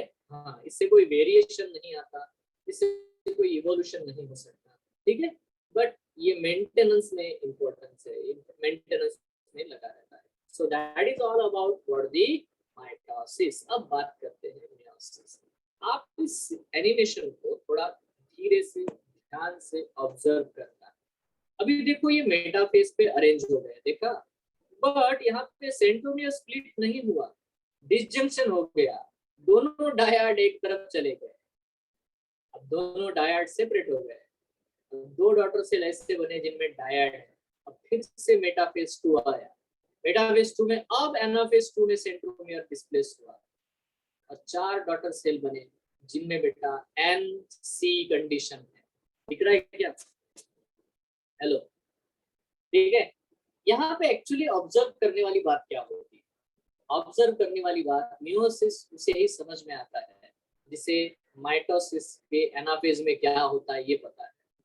चलो, माइटोसिस के एनाफेज में क्या होता है सर? बेटा माइटोसिस के एनाफेज में सेंट्रोमियर डिवाइड होता है, डायड से मोनैड बनता है, ठीक है। Hello, isn't it? डायड से क्या बन जाता है बेटा? मोनैड बनता है, बट यहाँ पे ऐसा हुआ ही नहीं। So let's talk about the meiosis. अब यहाँ पे बहुत सारी चीजें होती है। Meiosis, it is the division of the diploid germ cells that reduces the chromosome number by half, forming the haploid daughter cells. तो यहाँ पे आपको हैप्लॉइड सेल्स बनते हुए दिखाई देते हैं। पूरा दिल दिमाग एक जगह पे रख करके सुनना, मियोसिस बहुत आसान है, ठीक है। हम प्रॉपरली सुनते नहीं है इसलिए हम मिस कर जाते हैं, ठीक है। आपको लाइंस बराबर से पकड़नी है, नहीं आया फिर से पूछना है, ठीक है। So it occurs during gametogenesis, तो गैमेट बनाते समय मियोसिस होता है। बट आप बहुत ज्यादा होशियार हो, आपको मैंने 3 प्रकार के मियोसिस बताए हैं, zygotic meiosis, gametogenic meiosis and sporic meiosis. Hello, isn't it? मैंने बताया 3 है ना, 3 different type according to the life cycle. Now यहाँ पे वही पॉइंट ये कहता है, it leads to the haploid phase in the life cycle of sexually reproducing organism. तो जब भी हम लोग लाइफ साइकिल के बारे में बात करते हैं, डिप्लॉन्टिक लाइफ साइकिल के बारे में बात करते हैं, तो एज मियोसिस हो जाएगा, गैमेट बन जाएंगे, ठीक है। उसके बाद में वो हैप्लॉन्टिक स्टेज में चला जाएगा, हैप्लॉइड स्टेज में चला जाएगा। बट फर्टिलाइजेशन जो है restore the diploid phase, fertilisation diploid phase को रिस्टोर कर देता है। क्लियर है क्या ये? अरे गैमेटोफिटिक जनरेशन से स्पोरोफिटिक जनरेशन फर्टिलाइजेशन से आएगा, और स्पोरोफिटिक जनरेशन से गैमेटोफिटिक जनरेशन कैसे आएगा? मियोसिस से, है ना। तो ये हम लोगों ने पढ़ा है, ब्रायोफाइट्स में पढ़ा है, टेरिडोफाइट्स में पढ़ा है, हैप्लॉन्टिक लाइफ साइकिल में पढ़ा, हर जगह ये चीज हमने पहले भी, है ना। मतलब जब मैंने प्लांट किंगडम पढ़ाया था तब भी बेटा ये सारी चीजें आपके साथ शेयर की थी ताकि आपको प्रॉपर अंडरस्टैंडिंग हो। नाउ यहाँ पे एक बड़ी ही इंटरेस्टिंग चीज आपके सामने बेटा दिखाई दे रहा है। आप देख पा रहे हो कि एक सेल दिया गया है, ठीक है। उस सेल का न्यूक्लियस और उस सेल में क्रोमोसोम दिखाई दे रहे हैं, बट आप देख पा रहे हो कि वो जो क्रोमोसोम है ना उसको एनलार्ज मैग्नीफाई करके दिखाया है। इफ यू सी दिस, ठीक है, सेंट्रियोल तो दिख रहा है यहाँ पे, आप देख सकते हैं, ठीक है। नाउ आपको क्या नजर आता है? क्या बेटा आपको काइनेटोकोर दिखा? कितने लोगों को काइनेटोकोर दिखा? जहां सेंट्रोमियर है वहां ग्रीन कलर का बेटा काइनेटोकोर दोनों तरफ दिखाई दे रहा है, जहां पे एक्चुअली स्पिंडल फाइबर अटैच होते हैं। Hello, isn't it? Hello, Yes, sir. है ना। नाउ अब मैं आपको एक चीज नोटिस करने को बोलूंगा। आप देखो कि एक पर्पल कलर का क्रोमोसोम, एक ब्लू कलर के क्रोमोसोम, एक पर्पल कलर का डायड, एक ब्लू कलर के डायड को प्रॉपरली दोनों क्रोमैटिड से चिपक चुका है। दिख रहा है क्या? एकदम लाइन टू लाइन अलाइन होकर के चिपक गए दूसरे को। दिख रहा है क्या? Yes, sir. Yes, sir. इसको सिनेप्सिस कहते हैं। इसे क्या कहते हैं? सिनेप्सिस कहते हैं। अच्छा, एक और चीज देखो, तो ये जो व्हाइट कलर के जो सीमेंटिंग मटेरियल है दोनों को चिपका रहा है, दिख रहा है आपको? इसको सिनेप्टोनेमल कॉम्प्लेक्स कहते हैं, जो दोनों को एक दूसरे से चिपका देता है पूरा लेंथ वाइज, ठीक है। अब क्योंकि मैं ड्रॉ नहीं कर पाऊंगा इसलिए मैंने ये परफेक्ट एक इमेज दिखाई है जिससे आपको क्लियर हो कि वो एक्चुअली। बट आपको एक और चीज नोटिस करना है, आप इन दोनों क्रोमोसोम्स के एक साइड के क्रोमैटिड को देखो, बहुत क्लियरली देखो, आपको दिखाई देगा कि एक क्रोमेटिड ने अपना सेगमेंट दूसरे वाले के सेगमेंट के साथ एक्सचेंज कर लिया है। दिख रहा है आपको? हेलो, है ना? Yes, sir. पर्पल वाला और ब्लू कलर, इसको हम क्रॉसिंग ओवर कहते हैं। क्या कहते हैं इसे हम लोग? क्रॉसिंग ओवर कहते हैं। So is it clear?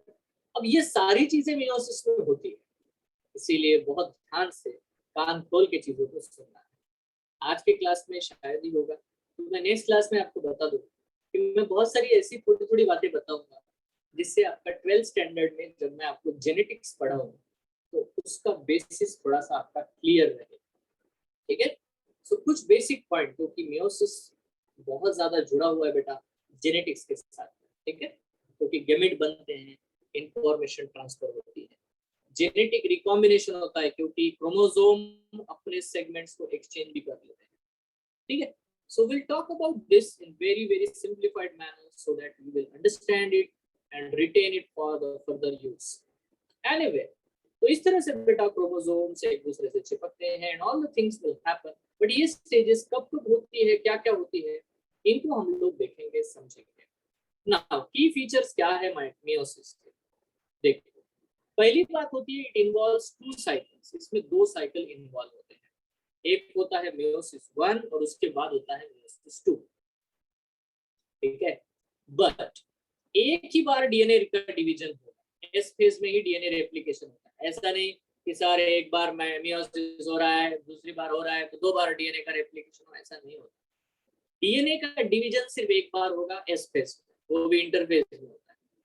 ठीक है? और एम फेज में 2 बार बेटा सेल डिवाइड होगा, मेयोसिस 1 एक बार, उसके तुरंत बाद मेयोसिस 2। अब इसमें नोटिस करना क्या है, थोड़ा ध्यान से देखो। इसके पहले जो डायग्राम ड्रॉ बताई थी, है ना, वो आपको समझाना। देखो, it involves pairing of homologous chromosomes. तो 2 होमोलॉगस क्रोमोसोम मतलब एक मैटरनल क्रोमोसोम और एक पैटर्नल क्रोमोसोम एक दूसरे के साथ चिपक जाते हैं, पेयरिंग करते हैं, सिनेप्सिस करते हैं। इतना ही नहीं, उनके बीच में रिकॉम्बिनेशन होता है बिटवीन देम, मतलब क्रॉसिंग ओवर होता है। वो अपने सेगमेंट्स को एक दूसरे के साथ एक्सचेंज करते हैं। दोनों चीजें अभी दिखाई थी मैंने पहले वाले डायग्राम में। ठीक है? पक्का? बट ये कैसे कैसे होता है, क्या क्या होता है, हम लोग पूरा डिटेल में समझेंगे। Now understand.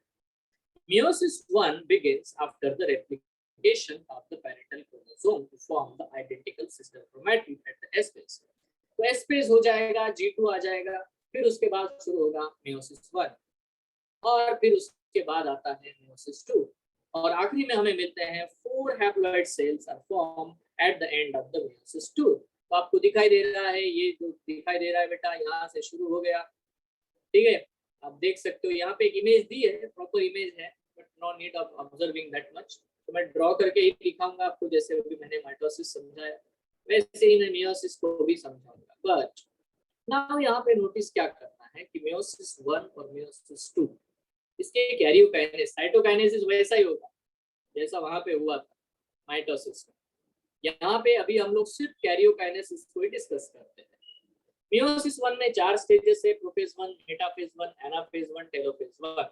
मेयोसिस 2 में बेटा 4 फेजेस है, prophase 2, metaphase 2, anaphase 2, telophase 2। Now we are going to understand everything in proper manner in on the pen and paper method, because ये सारे चित्र देख करके आप ज्यादा कुछ ना समझ पाओगे इतने जल्दी, बाद में मैं पिक्चर दिखाऊंगा। So let's move here. यहाँ okay, so what is here? यहाँ पे देखो बच्चों, थोड़ा ध्यान देना, सारे बच्चे यहाँ ध्यान देना। बहुत ही सिंपल है, बहुत ही सिंपल है। देखो होता क्या है, मैंने यहाँ पे ये ब्लैक कलर लिया और ये बनाया सेल।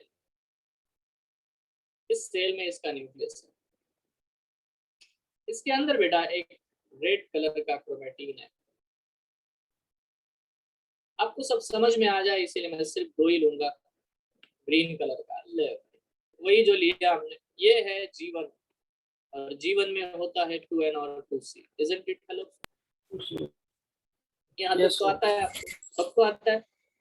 ये इंटरफेस है, एक ही सेंड है, ये देखो एक ही है। अब ये एंटर करेगा एस पेज में। ओके चलो एस पेज में लेके चलते हैं इसको। लो भैया एस पेज में चला गया। एस फेज में जाने के बाद में देखो न्यूक्लियस तो वैसा का वैसा है, उसमें कोई दिक्कत नहीं है। सेंट्रियोल के 2 कॉपीज बना दिए भैया एस फेज खत्म होते होते, और तो और इसकी एक कॉपी बनी है, लो भाई रेड वाले की भी कॉपी बनी है डबल, ठीक है, ग्रीन वाले की भी कॉपी बनी है डबल, तो चलो हो जाएगा, डे कंप्लीट हो गया। अब ये कंडीशन है एस, इसमें आता है बेटा 2n4c, G2 आएगा उसमें भी है बेटा 2n4c, बात कुछ बदली नहीं, सेम टू सेम है, कोई फर्क नहीं पड़ा।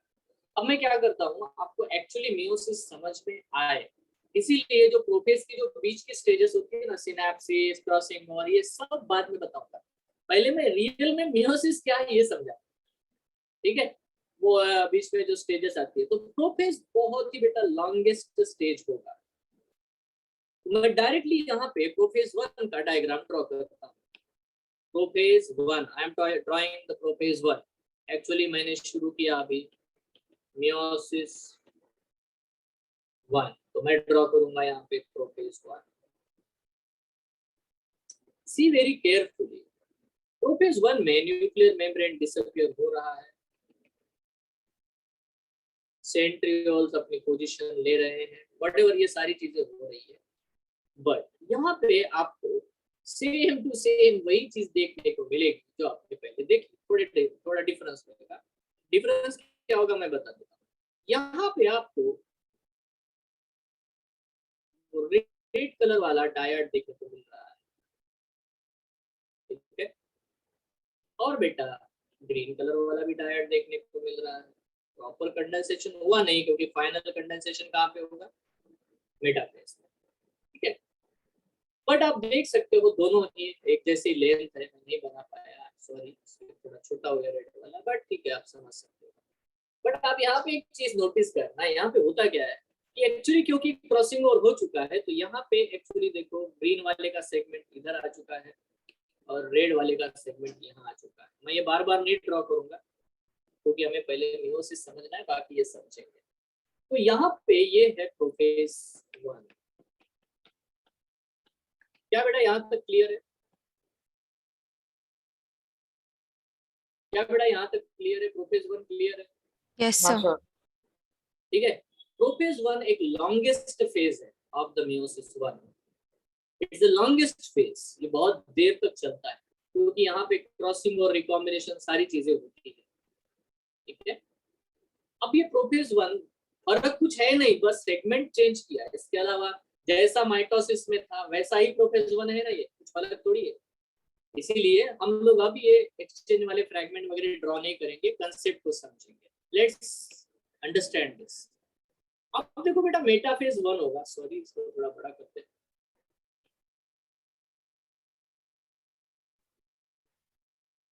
मेटाफेज 1 जब आएगा तो आपको क्या नजर आएगा, तो आपको दिखेगा सर यहाँ पे तो डायड होगा ना, बिल्कुल होगा। तो वो जो रेड कलर वाला यहाँ पे इक्वेटोरियल प्लेन पे अरेंज हो जाएगा क्या? हाँ बिल्कुल अरेंज हो जाएगा। ये अभी हाईली कंडेंस हो चुका है, ठीक है। ग्रीन वाला भी हाईली कंडेंस होकर के प्रॉपरली बेटा इक्वेटोरियल प्लेन पे ये दोनों अरेंज हो चुके हैं। तुम्हारे वो पोल्स प्रॉपर पोजीशन पे जा चुके हैं, स्पिंडल प्रॉपरली बन चुके हैं, everything is there at right point, right position, everything. तो बेटा आपको कुछ अलग लगा क्या अभी तक? कुछ नहीं, जैसा माइटोसिस में था वैसा ही मेटाफेज 1 में है, अभी तो कुछ चेंज ही नहीं हुआ, एज इट इज। यहाँ पे भी 2n4c ही है, कोई चेंज नहीं, ठीक है। अब आएगा एक बड़ा ही अजीब सा stage. Now see very carefully, ये है एनाफेज 1। मैं बार बार ये बोलूं कि माइटोसिस में जो एनाफेज हुआ था वहां सेंट्रोमियर स्प्लिट हुए थे, वहां डायड से मोनेड बना था। एनाफेज में डायड से मोनेड बने थे, सेंट्रोमियर स्प्लिट हुए थे। यहाँ वैसा नहीं होगा। ये पोल है, ये पोल है, ध्यान से देखो, दोनों पोल की तरफ इधर और इधर, ठीक है, बहुत ध्यान से देखो। आपको एक अजीब चीज देखने को मिलेगी, रेड वाला कंप्लीट डायड बेटा एक तरफ जा रहा है और ग्रीन वाला दूसरा डायड बेटा दूसरी तरफ जाया है। यहाँ पे डायड का मोनेड बना नहीं, यहाँ पे जो हो रहा है बच्चों डिसजंक्शन, मैटरनल और पैटर्नल डायड एक दूसरे से सेपरेट हो रहे हैं। This is a crucial thing, ठीक है, ये फर्क है। सर यहाँ पे 4n 4c नहीं हुआ ना? बिल्कुल नहीं, यहाँ 2n और 2c ही मेंटेन रहा, 4c ही मेंटेन रहा। Yes sir. फिर इसका टेलोफेज होगा तो क्या होगा सर? कुछ नहीं। टेलोफेज होगा तो कुछ नहीं। यहाँ पे आप देखो, nuclear membrane reappear, nuclear membrane reappear. मजेदार बात है, इधर बेटा वो आ गया पूरा तुम्हारा जो डीएनए था रेड वाला पूरा, और इधर आ गया बेटा ये जो ग्रीन वाला था, ये इधर आ गया पूरा। सर यहाँ कंडीशन कैसी है? यहाँ 2n और 4c ही अभी कितना लोगों को क्लियर है रे भाई? देख लो, सर समझ गया। यही समझ में आना चाहिए ये वाली बात। एनाफेज 1 तो टेलोफेज 1 में बेटा वही हुआ। तो बेटा डॉटर न्यूक्लियाई में क्या कंडीशन है अभी बताओ? सर डॉटर न्यूक्लियाई में गड़बड़ हो गया। काउंट कर तो क्रोमोसोम कितने सर? एक ही क्रोमोसोम है ना, डायड एक ही है, तो फिर एन, अरे एन हैप्लॉइड बन गया तो 2n का। हाँ सर, एन तो बन गया, एन और 2c। अरे सर इसका मतलब जब यहाँ पे दो डॉटर सेल बनेंगे, सर यहाँ पे जो दो डॉटर सेल बनेंगे है ना, ये जो है ना मियोसिस 1 के बाद में जो डॉटर सेल बनेंगे उनमें ये इस तरह से एक डायड इसमें और एक डायड इसमें दिख रहा है, मतलब N और 2C, N और 2C। सर हो तो गया हैप्लॉइड, क्या बात कर रहे हो? हाँ सर देखो, मेटाफेज में 2n 4c था ना, एनाफेज में 2n 4c था ना, डॉटर सेल में N और 2c आ गया। क्यों? क्योंकि एनाफेज में डिसजंक्शन हुआ। क्या बात कर रहे हो सर? तो इसीलिए मियोसिस 1 को ही रिडक्शन डिवीजन कहते हैं बच्चों। क्यों? क्योंकि मियोसिस 1 में ही due to the disjunction in anaphase 1 2n से n बन जाता है। दिख रहा है ना आपको? Isn't it? Hello, Yes, sir. Now क्या होगा?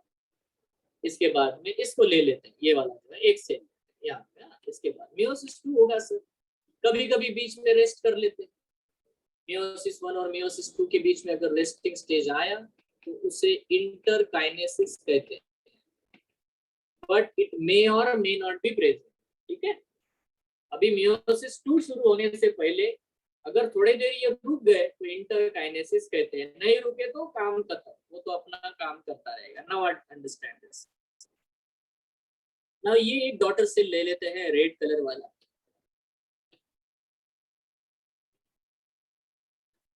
ठीक है, इसमें है N and 2C कंडीशन। ठीक है, अब ये प्रोफेज में जाएगा, मतलब क्या? Simply now again it will start the prophase 2।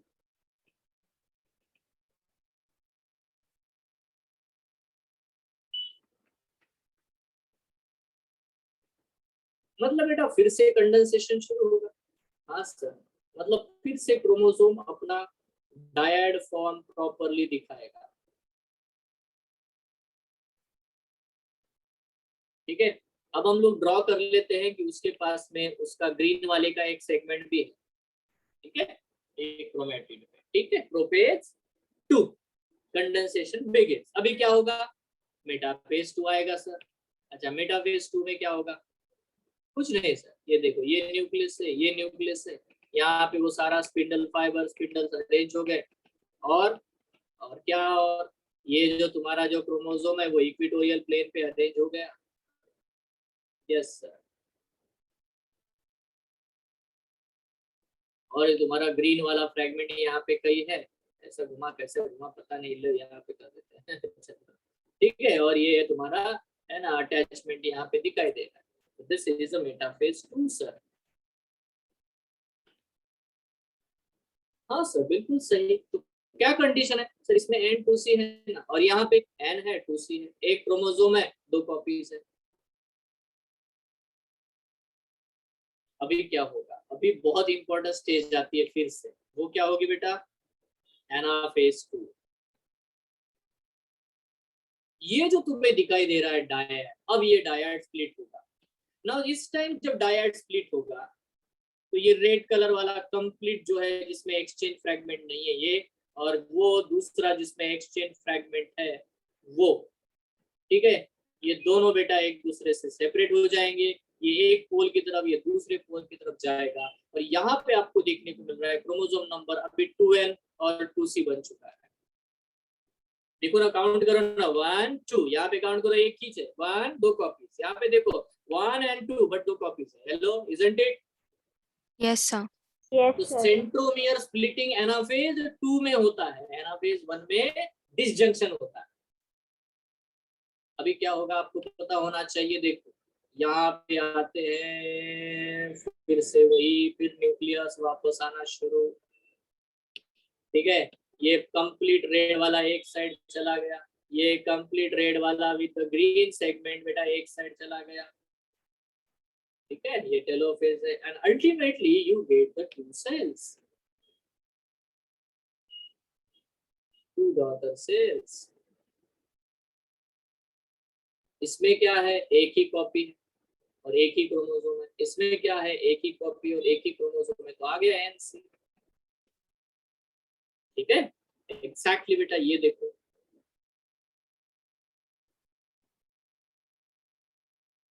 ठीक है। तो इस तरह से बच्चों हमें एक चीज देखने को यहाँ मिलती है बहुत क्लियर। अब जो चीज, जो हाल इसका हुआ, सेम हाल इसका भी होगा, सेम इसका भी होगा। तो इसके 2 डॉटर सेल बने तो इसके भी, तो इस तरह से बेटा हमें 4 डॉटर सेल देखने को मिलते हैं। क्या आपको ये बड़ा मुश्किल लगता है? It's easy because if you have the understanding of the anaphase very clearly in your mind, you will understand the meiosis in very proper manner. You know this telophase है, telophase 2 में बच्चों यहाँ पे फिर से 2n और 2c ही तो था, बट जब देखोगे डॉटर सेल तो n और 2c बन चुके हैं, isn't it? किसी को कोई दिक्कत है, किसी को कोई डाउट है, पूछ लो, पूछो। Hello, Yes. so you all have to understand this. If I will arrange them in a proper manner, in this manner, in the thing of the formulas. So again बेटा देखो, जीवन में क्या था बेटा, 2n 2c।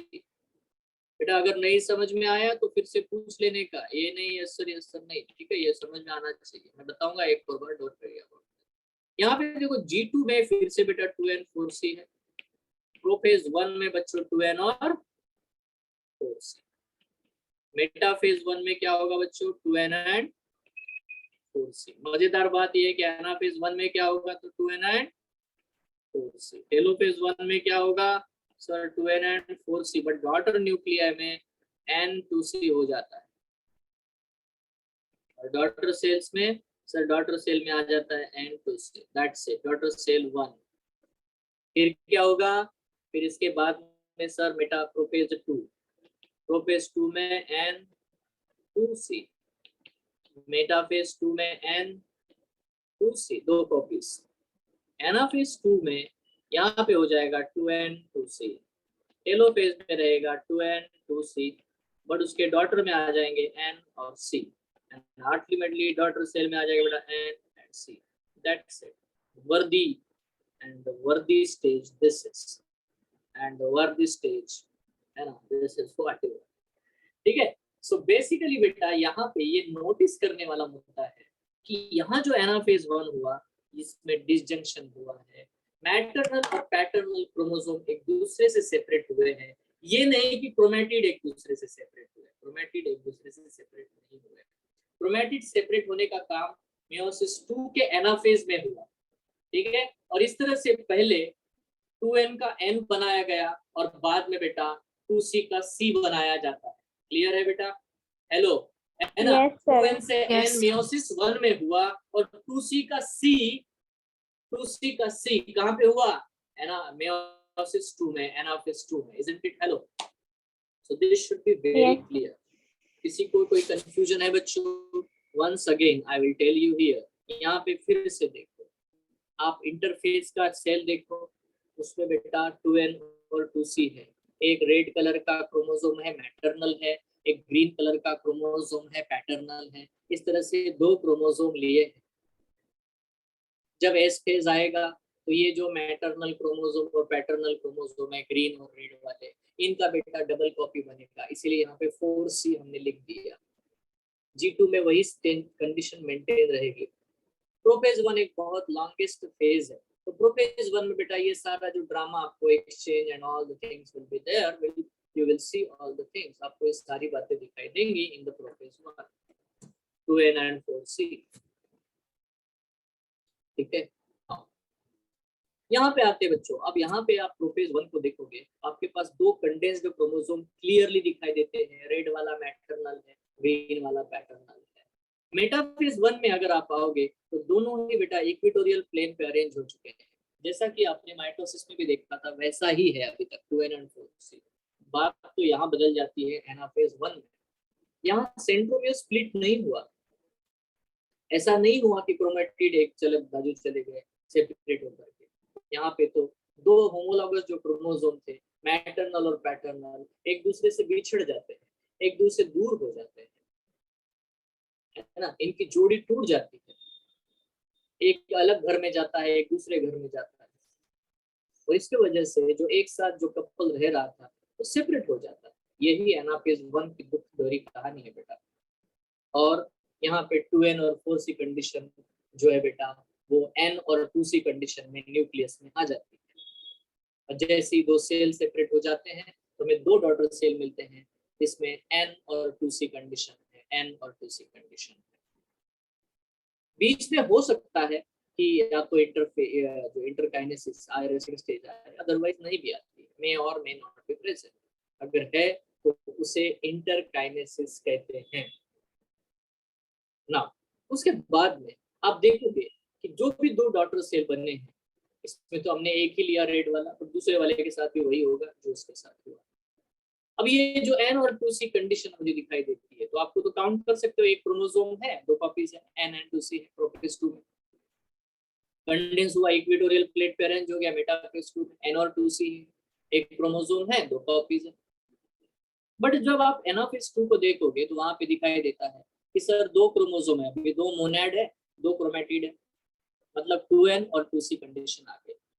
और जैसे ही telophase 2 आ जाएगा तो बेटा न्यूक्लियस में N और C कंडीशन आ जाएगी, और डॉटर सेल बनेंगे तो एक ही क्रोमोसोम है, एक ही कॉपी है, एक ही क्रोमोसोम है, एक ही कॉपी है, मतलब 2 क्रोमोसोम से 2 क्रोमोसोम की 2 कॉपीज वाली कंडीशन यहाँ से हमने बेटा ये देखो, ठीक है, ये वाली कंडीशन से एक क्रोमोसोम की एक कॉपी, ठीक है, इस पोजीशन पे पहुंच जाते हैं। इसी को बेटा हम लोग कंप्लीट मेयोसिस कहते हैं।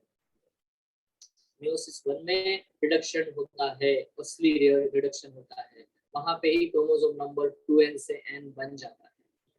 मेयोसिस 2 एक फॉर्मेलिटी है जिसमें जो 2 कॉपीज होती है बची हुई एक एक क्रोमोसोम की, उनको सेपरेट करना है, क्रोमेटिड्स को सेपरेट करना है, वो काम है ना मेयोसिस 2 में हो जाता है। Can I ask you question सारे बच्चों, क्या आप मुझे एंटायर मेयोसिस में क्या आप ऐसी स्टेज बता सकते हो जहां पे आपको मोनैड देखने को मिलेगा? मेयोसिस 1, मेयोसिस 2, प्रोफेज 1 में डायड, मेटाफेज 1 में डायड, एनाफेज 1 में डायड है, टेलोफेज 1 में डायड है, इवन पहले जो डॉटर सेल बनते हैं उनमें डायड है, प्रोफेज 2 में डायड है, मेटाफेज 2 में डायड है, यहाँ आया एनाफेज 2 जहाँ पे मोनैड बना। Is it it? Hello, Yes, sir. तो आप लोग बताओ कि what is the structure of the chromosome in anaphase 1? Monad. बोलोगे सर, हाँ, anaphase Monad. 1, anaphase 1 Dyad. Dyad, anaphase 1 में डायड, एनाफेज 2 में मोनैड। तो मैंने एनाफेज 1 पूछा, ठीक है, तो एनाफेज 1 में डायड होता है और एनाफेज 2 में एक्चुअली बेटा मोनैड बन जाता है। Monad. So that is the entire meiosis for you people, ठीक है। तो बाकी जो पोर्शन है जिसको हम लोग बोलते हैं, यहाँ पे देखो ये सारी चीजें हैं। अब मैं यहाँ से कुछ भी क्वेश्चन बना सकता हूँ, जैसे कि G2 स्टेज में उठा लिया मैंने कहा कि एक G2 स्टेज में एक सेल है उसमें बेटा 22 क्रोमोसोम है और 48 पिकोग्राम 84 पिकोग्राम डीएनए है। तो बताओ उसके एनाफेज 2 में कितने होंगे। ठीक है, ऐसा कुछ पूछा तो मुझे पता है एनाफेज 2 में 2n और 2c होता है, और जीवन में भी वही चीज है। देखो आप, GN1 में 2n 2c है, एनाफेज 2 में 2n 2c दिख रहा है आपको। तो चेंज होगा ही नहीं, the answer will be same. ठीक है, बट यहाँ पे मैंने पूछा है 22 और 84। ठीक है, तो G2 स्टेज में पूछा है, तो G2 स्टेज में होता है, बोलो G2 स्टेज में होता है 2n एंड 4c। ठीक है, तो एनाफेज 2 में क्या होगा फिर, क्रोमोसोम नंबर 22 होंगे, बट यहाँ पे 2 ही कॉपीज होंगी। ठीक है, so it's will be 42 picogram. Clear है बेटा सबको? Hello, yes sir. पास तो नहीं हो रहा है? प्रॉपर है? प्रॉपर है? Yes, sir. पास तो नहीं हुआ बच्चों? ओके, नाउ अब जो मुश्किल चीज है उसके बारे में हम बात करते हैं। मुश्किल चीज नहीं है, मुश्किल वगैरह कुछ होता नहीं है, देखिए सब कुछ सिंपल है, नॉर्मल है। ठीक है, हम बात करते हैं प्रोफेज 1 के बारे में। तो प्रोफेज 1 लॉन्गेस्ट फेज होता है बेटा। लॉन्गेस्ट फेज का क्या मतलब है, थोड़ा ध्यान से आपको समझने की कोशिश करते हैं। Prophase 1 is the longest phase. ठीक है,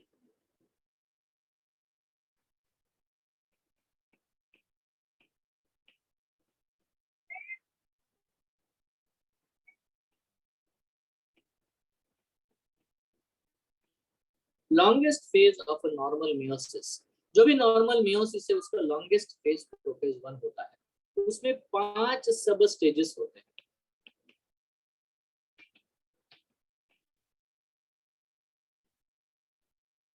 ठीक है, लेजी, पैकी, दीदी। ठीक है, पा की मतलब फादर, लेजी, लेजी फादर की दीदी, व्हाटएवर, लेजी दीदी ऑफ फादर, व्हाटएवर है। तो ले मतलब लेक्टोटीन, जाइगोटीन, पैकिटीन, डिप्लोटीन, डाइकाइनोसिस। ऐसे 5 स्टेजेस आपको देखने को मिलते हैं, 5 डिफरेंट स्टेजेस। ठीक है, बट इनको समझने के लिए कुछ बेसिक पॉइंट्स को समझना सबसे पहले जरूरी है। तो बेसिक पॉइंट क्या है? बेसिक पॉइंट बहुत सिंपल है। देखो, यहाँ पे हमें पहले होमोलोगस क्रोमोसोम का रियल मीनिंग समझ में आना चाहिए। नंबर 1, क्या समझ में आना चाहिए? होमोलोगस क्रोमोसोम क्या होता है, इसका रियल मीनिंग हमें समझ में आना है। तो लेट्स अंडरस्टैंड दिस। देखो, मैं अगर ये कहूँ कि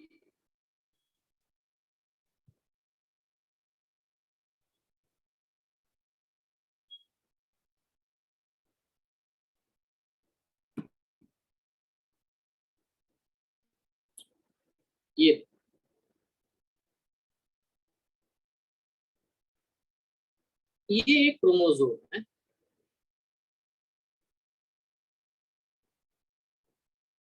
ठीक है, इस क्रोमोसोम के ऊपर यहाँ पे हम लोग जिनको बोलते हैं जीन। जीन क्या है? जीन एक पर्टिकुलर ऐसी चीज है जो आपको एक्सप्रेस करेगी आपके कैरेक्टर को। अगर आपने मेंडल के बारे में थोड़ा बहुत सुना है 9th या 10th में, तो उसमें जीन को कुछ लेटर से रिप्रेजेंट करने के बारे में सोचा, जैसे कैपिटल टी, स्मॉल टी। ठीक है, अब ये देख सकते हो कैपिटल टी, स्मॉल टी, ये रिप्रेजेंट करता है टॉलनेस को, और ये रिप्रेजेंट करता है डॉर्फ मतलब शॉर्ट प्लांट। ठीक है ना, अब ये एक्चुअली होते कहाँ पे, where they are located? They are located on the chromosome.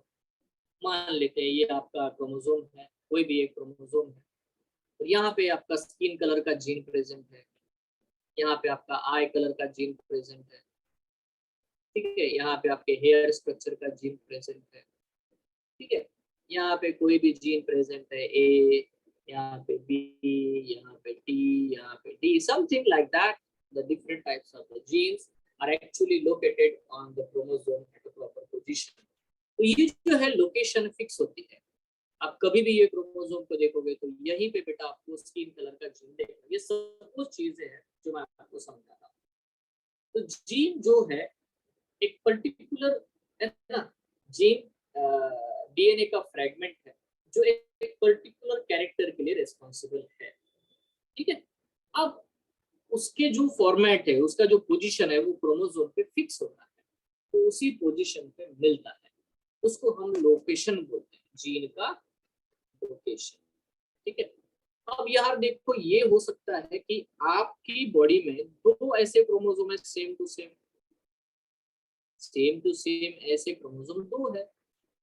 ये वाला ब्लैक वाला क्रोमोसोम आपका पैटर्नल है, आपके फादर से आपके अंदर आया है, और जो रेड वाला क्रोमोसोम है वो मैटरनल है, जो मदर से आया है। बट क्योंकि ये दोनों एक जैसे ही क्रोमोसोम है ना, एक जैसे ही क्रोमोसोम है, तो यहाँ पे भी है ना वही जीन प्रेजेंट है, एस, यहाँ पे भी वही जीन प्रेजेंट है, ई, यहाँ पे भी वही जीन प्रेजेंट है, एच, हेयर स्ट्रक्चर का जीन, यहाँ पे वही जीन है बट उसका दूसरा फॉर्मेट स्मॉल ए प्रेजेंट है, यहाँ पे वही जीन प्रेजेंट है बट वैसा ही है, यहाँ पे वही जीन प्रेजेंट है बट उसका दूसरा फॉर्मेट स्मॉल टी प्रेजेंट है, यहाँ पे वही जीन प्रेजेंट है बट उसका दूसरा फॉर्मेट स्मॉल डी प्रेजेंट है। Isn't it? Hello?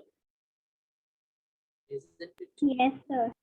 ठीक है, तो इसीलिए इन दोनों क्रोमोसोम को मैं होमो, क्योंकि एक जैसे पोजीशन, लोगस मतलब लोकेशन, ठीक है, होमो लोगस क्रोमोसोम्स कहता हूँ। क्लियर है क्या रे? क्यों? क्योंकि उनके लोकेशंस पे, उसके लोसाई के ऊपर वही प्रकार का जीन प्रेजेंट है, तो इनको मैं होमोलोगस क्रोमोसोम कहता हूँ, because this chromosome have the same type of the genetic combinations on arranged on them. Isn't it? Hello? Is it clear? Yes, sir. Yes, sir. है ना? अभी इसमें भी कुछ टर्मिनोलॉजी जाती है, जैसे कि यहाँ देखो, अगर मैं बोलता हूँ एच, इधर कैपिटल एच है, इधर कैपिटल एच है, तो ये पॉसिबल है, इसको मैं होमो जाइगस कहता हूँ। और यहाँ पे देखो कैपिटल टी इधर है, यहाँ स्मॉल टी है, तो इसको मैं क्या बोलता हूँ? हेटेरोजाइगस। तो जब आप होमोलॉगस क्रोमोसोम्स को देखोगे तो उसमें आपको दो पॉसिबिलिटीज देखने को मिलती है, होमोजाइगस, हेटेरोजाइगस, तो वो तो हम लोग बाद में पढ़ेंगे। अभी हमारा जो मेन एम है वो है होमोलॉगस चीज को समझना। तो बेटा जब भी पेयरिंग होगी, whenever there is a pairing, the pairing always will happen between the homologous chromosome. But problem ये है कि हमारे सेल में जब भी मियोसिस की शुरुआत होती है, अभी ये जो ब्लैक कलर वाला जो क्रोमोसोम है उसकी बेटा दो कॉपीज प्रेजेंट होती है, बराबर है ना, और जो मैटरनल क्रोमोसोम है उसकी भी दो कॉपीज ही तो प्रेजेंट है, करेक्ट। तो अगर सपोज अगर यहाँ पे कैपिटल ए है तो यहाँ पे भी कैपिटल ए ही है, और यहाँ पे अगर स्मॉल ए है तो यहाँ पे भी बेटा स्मॉल ए है, यहाँ पे बच्चों अगर कैपिटल बी है तो यहाँ पे भी कैपिटल बी है, यहाँ पे अगर स्मॉल बी है तो यहाँ पे भी स्मॉल बी है, तो वो होमोलॉगस क्रोमोसोम्स है, ये आपको समझ में आना चाहिए। हेलो, है ना। कंडीशन हेटेरोजाइगस हो सकती है, होमोजाइगस हो सकती है। हाँ बोलो बोलो। Sir nothing, sir nothing. क्या? सर कुछ नहीं, हाँ बोल रहा था बस। अच्छा ठीक है। तो capital A small A, now ये जो है अभी इसको क्या बोलते हैं देखो, अब इनको दो टर्म में देखते हैं। नंबर ऑफ क्रोमोसोम कितने हैं सर? दो क्रोमोसोम है सर। अच्छा, तो इसको बोलते हैं बाइवैलेंट। नंबर ऑफ क्रोमोसोम दो है तो बाइवैलेंट। अच्छा, मैं एक और क्वेश्चन पूछता हूँ, नंबर ऑफ क्रोमेटिड कितने सर? नंबर ऑफ क्रोमेटिड 4 है ना सर, ब्लैक वाले के 2 क्रोमेटिड है, रेड वाले के 2 क्रोमेटिड है, तो according to the number of chromatid in दोनों, इन सबको मैं बोलता हूँ टेट्राड। कितने लोगों को समझ में आया? एक्चुअली बाइवैलेंट ही टेट्राड है, बट बाइवैलेंट हम लोग उसके नंबर ऑफ क्रोमोसोम से मेजर करते हैं। क्लियर है क्या? कितने क्रोमोसोम है? 2 है, 2 डायड है, इसलिए बाइवैलेंट। अच्छा ठीक है, यहाँ पे बताओ ये कितना है?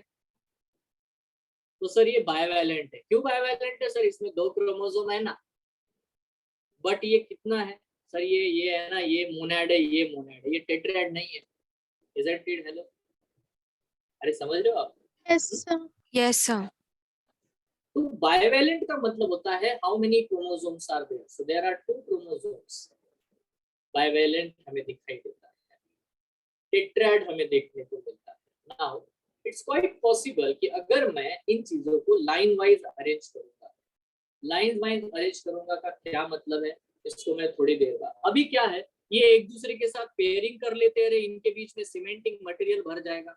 इस सीमेंटिंग मटेरियल को मैंने क्या कहा था, इस सीमेंटिंग मटेरियल को मैंने क्या कहा था, इसे मैंने कहा था सिनेप्टोनेमल कॉम्प्लेक्स, करेक्ट है? अभी दिखाया था ना मैंने, ठीक है? तो ये क्रोमोसोम एक दूसरे के साथ यार पेयरिंग कर लेते हैं जाइगोटिन स्टेज में, और जब वो एक दूसरे के साथ पेयरिंग करते हैं, this pairing is called as what the synaptonemal complex. और जैसे सिनेप्टोनेमल कॉम्प्लेक्स बन जाता है, उसके बाद में आफ्टर दैट सिनेप्टोनेमल कॉम्प्लेक्स बनने के बाद में फिर पैकेटिंग स्टेज आएगा, क्रोमोसोम एक्सचेंज होंगे, रिकॉम्बिनेशन होगा। तो इसका जो भी पूरा पोर्शन है वो मैं आज आपको नहीं बता रहा हूँ, ठीक है? क्योंकि ये थोड़ा सा मैं फ्रेश माइंड में आपको बताऊंगा। तो नेक्स्ट लेक्चर में बच्चों हम लोग ये थोड़ा सा बेसिक देख लेंगे, ये स्टेजेस को क्लियरली वन बाय वन हम लोग समझेंगे। तब तक एक रीडिंग देके आओ, मेयोसिस को सही ढंग से पढ़ के आना, ठीक है? दूसरा, मेयोसिस को सही ढंग से पढ़ के आना।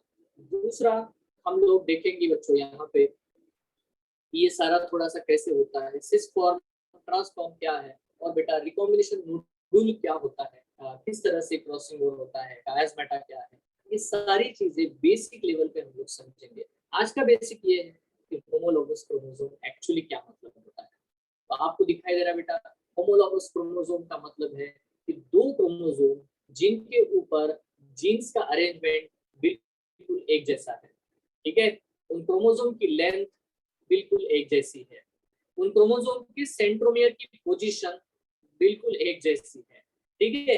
क्योंकि वो एक जैसे ही क्रोमोसोम है, ठीक है? बस एक फादर से आया है पैटर्नल है, एक मदर से आया है मैटरनल है, इतना ही उनमें डिफरेंस है ना? उनमें हाँ थोड़े बहुत अलील्स वेरी कर सकते हैं, हेटेरोजाइगस हो सकता है, होमोजाइगस भी हो सकता है, ये चीज हो सकती है, बट जीन्स के पोजीशन के हिसाब से वो बिल्कुल एक जैसे होते हैं। यहाँ पे जाते जाते मैं एक बहुत ही इंपॉर्टेंट पॉइंट, बाइवैलेंट तो मैंने बता दिया, टेट्राड मैंने बता दिया, मैं एक पॉइंट आपको बताना चाहूंगा। ये जो ब्लैक वाले दोनों क्रोमैटिड हैं, इनको मैं सिस्टर क्रोमैटिड कहूंगा। ये जो दो रेड वाले हैं, इनको भी मैं सिस्टर क्रोमैटिड कहता हूँ, बिकॉज वो एक दूसरे से अटैच्ड है। बट मैं ब्लैक वाले और रेड वाले क्रोमैटिड को नॉन सिस्टर क्रोमैटिड कहता हूँ, ठीक है? क्या कहता हूँ बेटा मैं उनको? Non sister chromatid. तो मेरा क्वेश्चन, मेरा स्टेटमेंट लास्ट का 3 या 4 या 5 बार बोलता हूँ, ध्यान से सुनना। Crossing over always occurs between non sister chromatids of homologous chromosomes, ठीक है? तोड़ तोड़ के बोलता हूँ, crossing over always occurs between non sister chromatids. दूसरा, crossing over always occurs between homologous chromosomes. अभी जोड़ देता हूँ, crossing over always occurs between non sister chromatids of homologous chromosome. Clear है? Yes, ठीक sir. है? अगर आपको नहीं है तो मैं इसको और अलग वे से बताता हूँ। सिस्टर क्रोमैटिड्स के बीच में क्रॉसिंग ओवर नहीं हो सकता, पहला पॉइंट। नॉन होमोलॉगस क्रोमोसोम्स के बीच में क्रॉसिंग ओवर नहीं हो सकता। क्रॉसिंग ओवर सिर्फ non sister chromatids of homologous chromosome के बीच में ही हो सकता है, ठीक है? सो आज के लिए बस बेटा यहीं पे हम लोग रोकते हैं। Thank you, have a nice night, good night. Hi sir, thank you Thank sir. you, Thank sir. you, sir.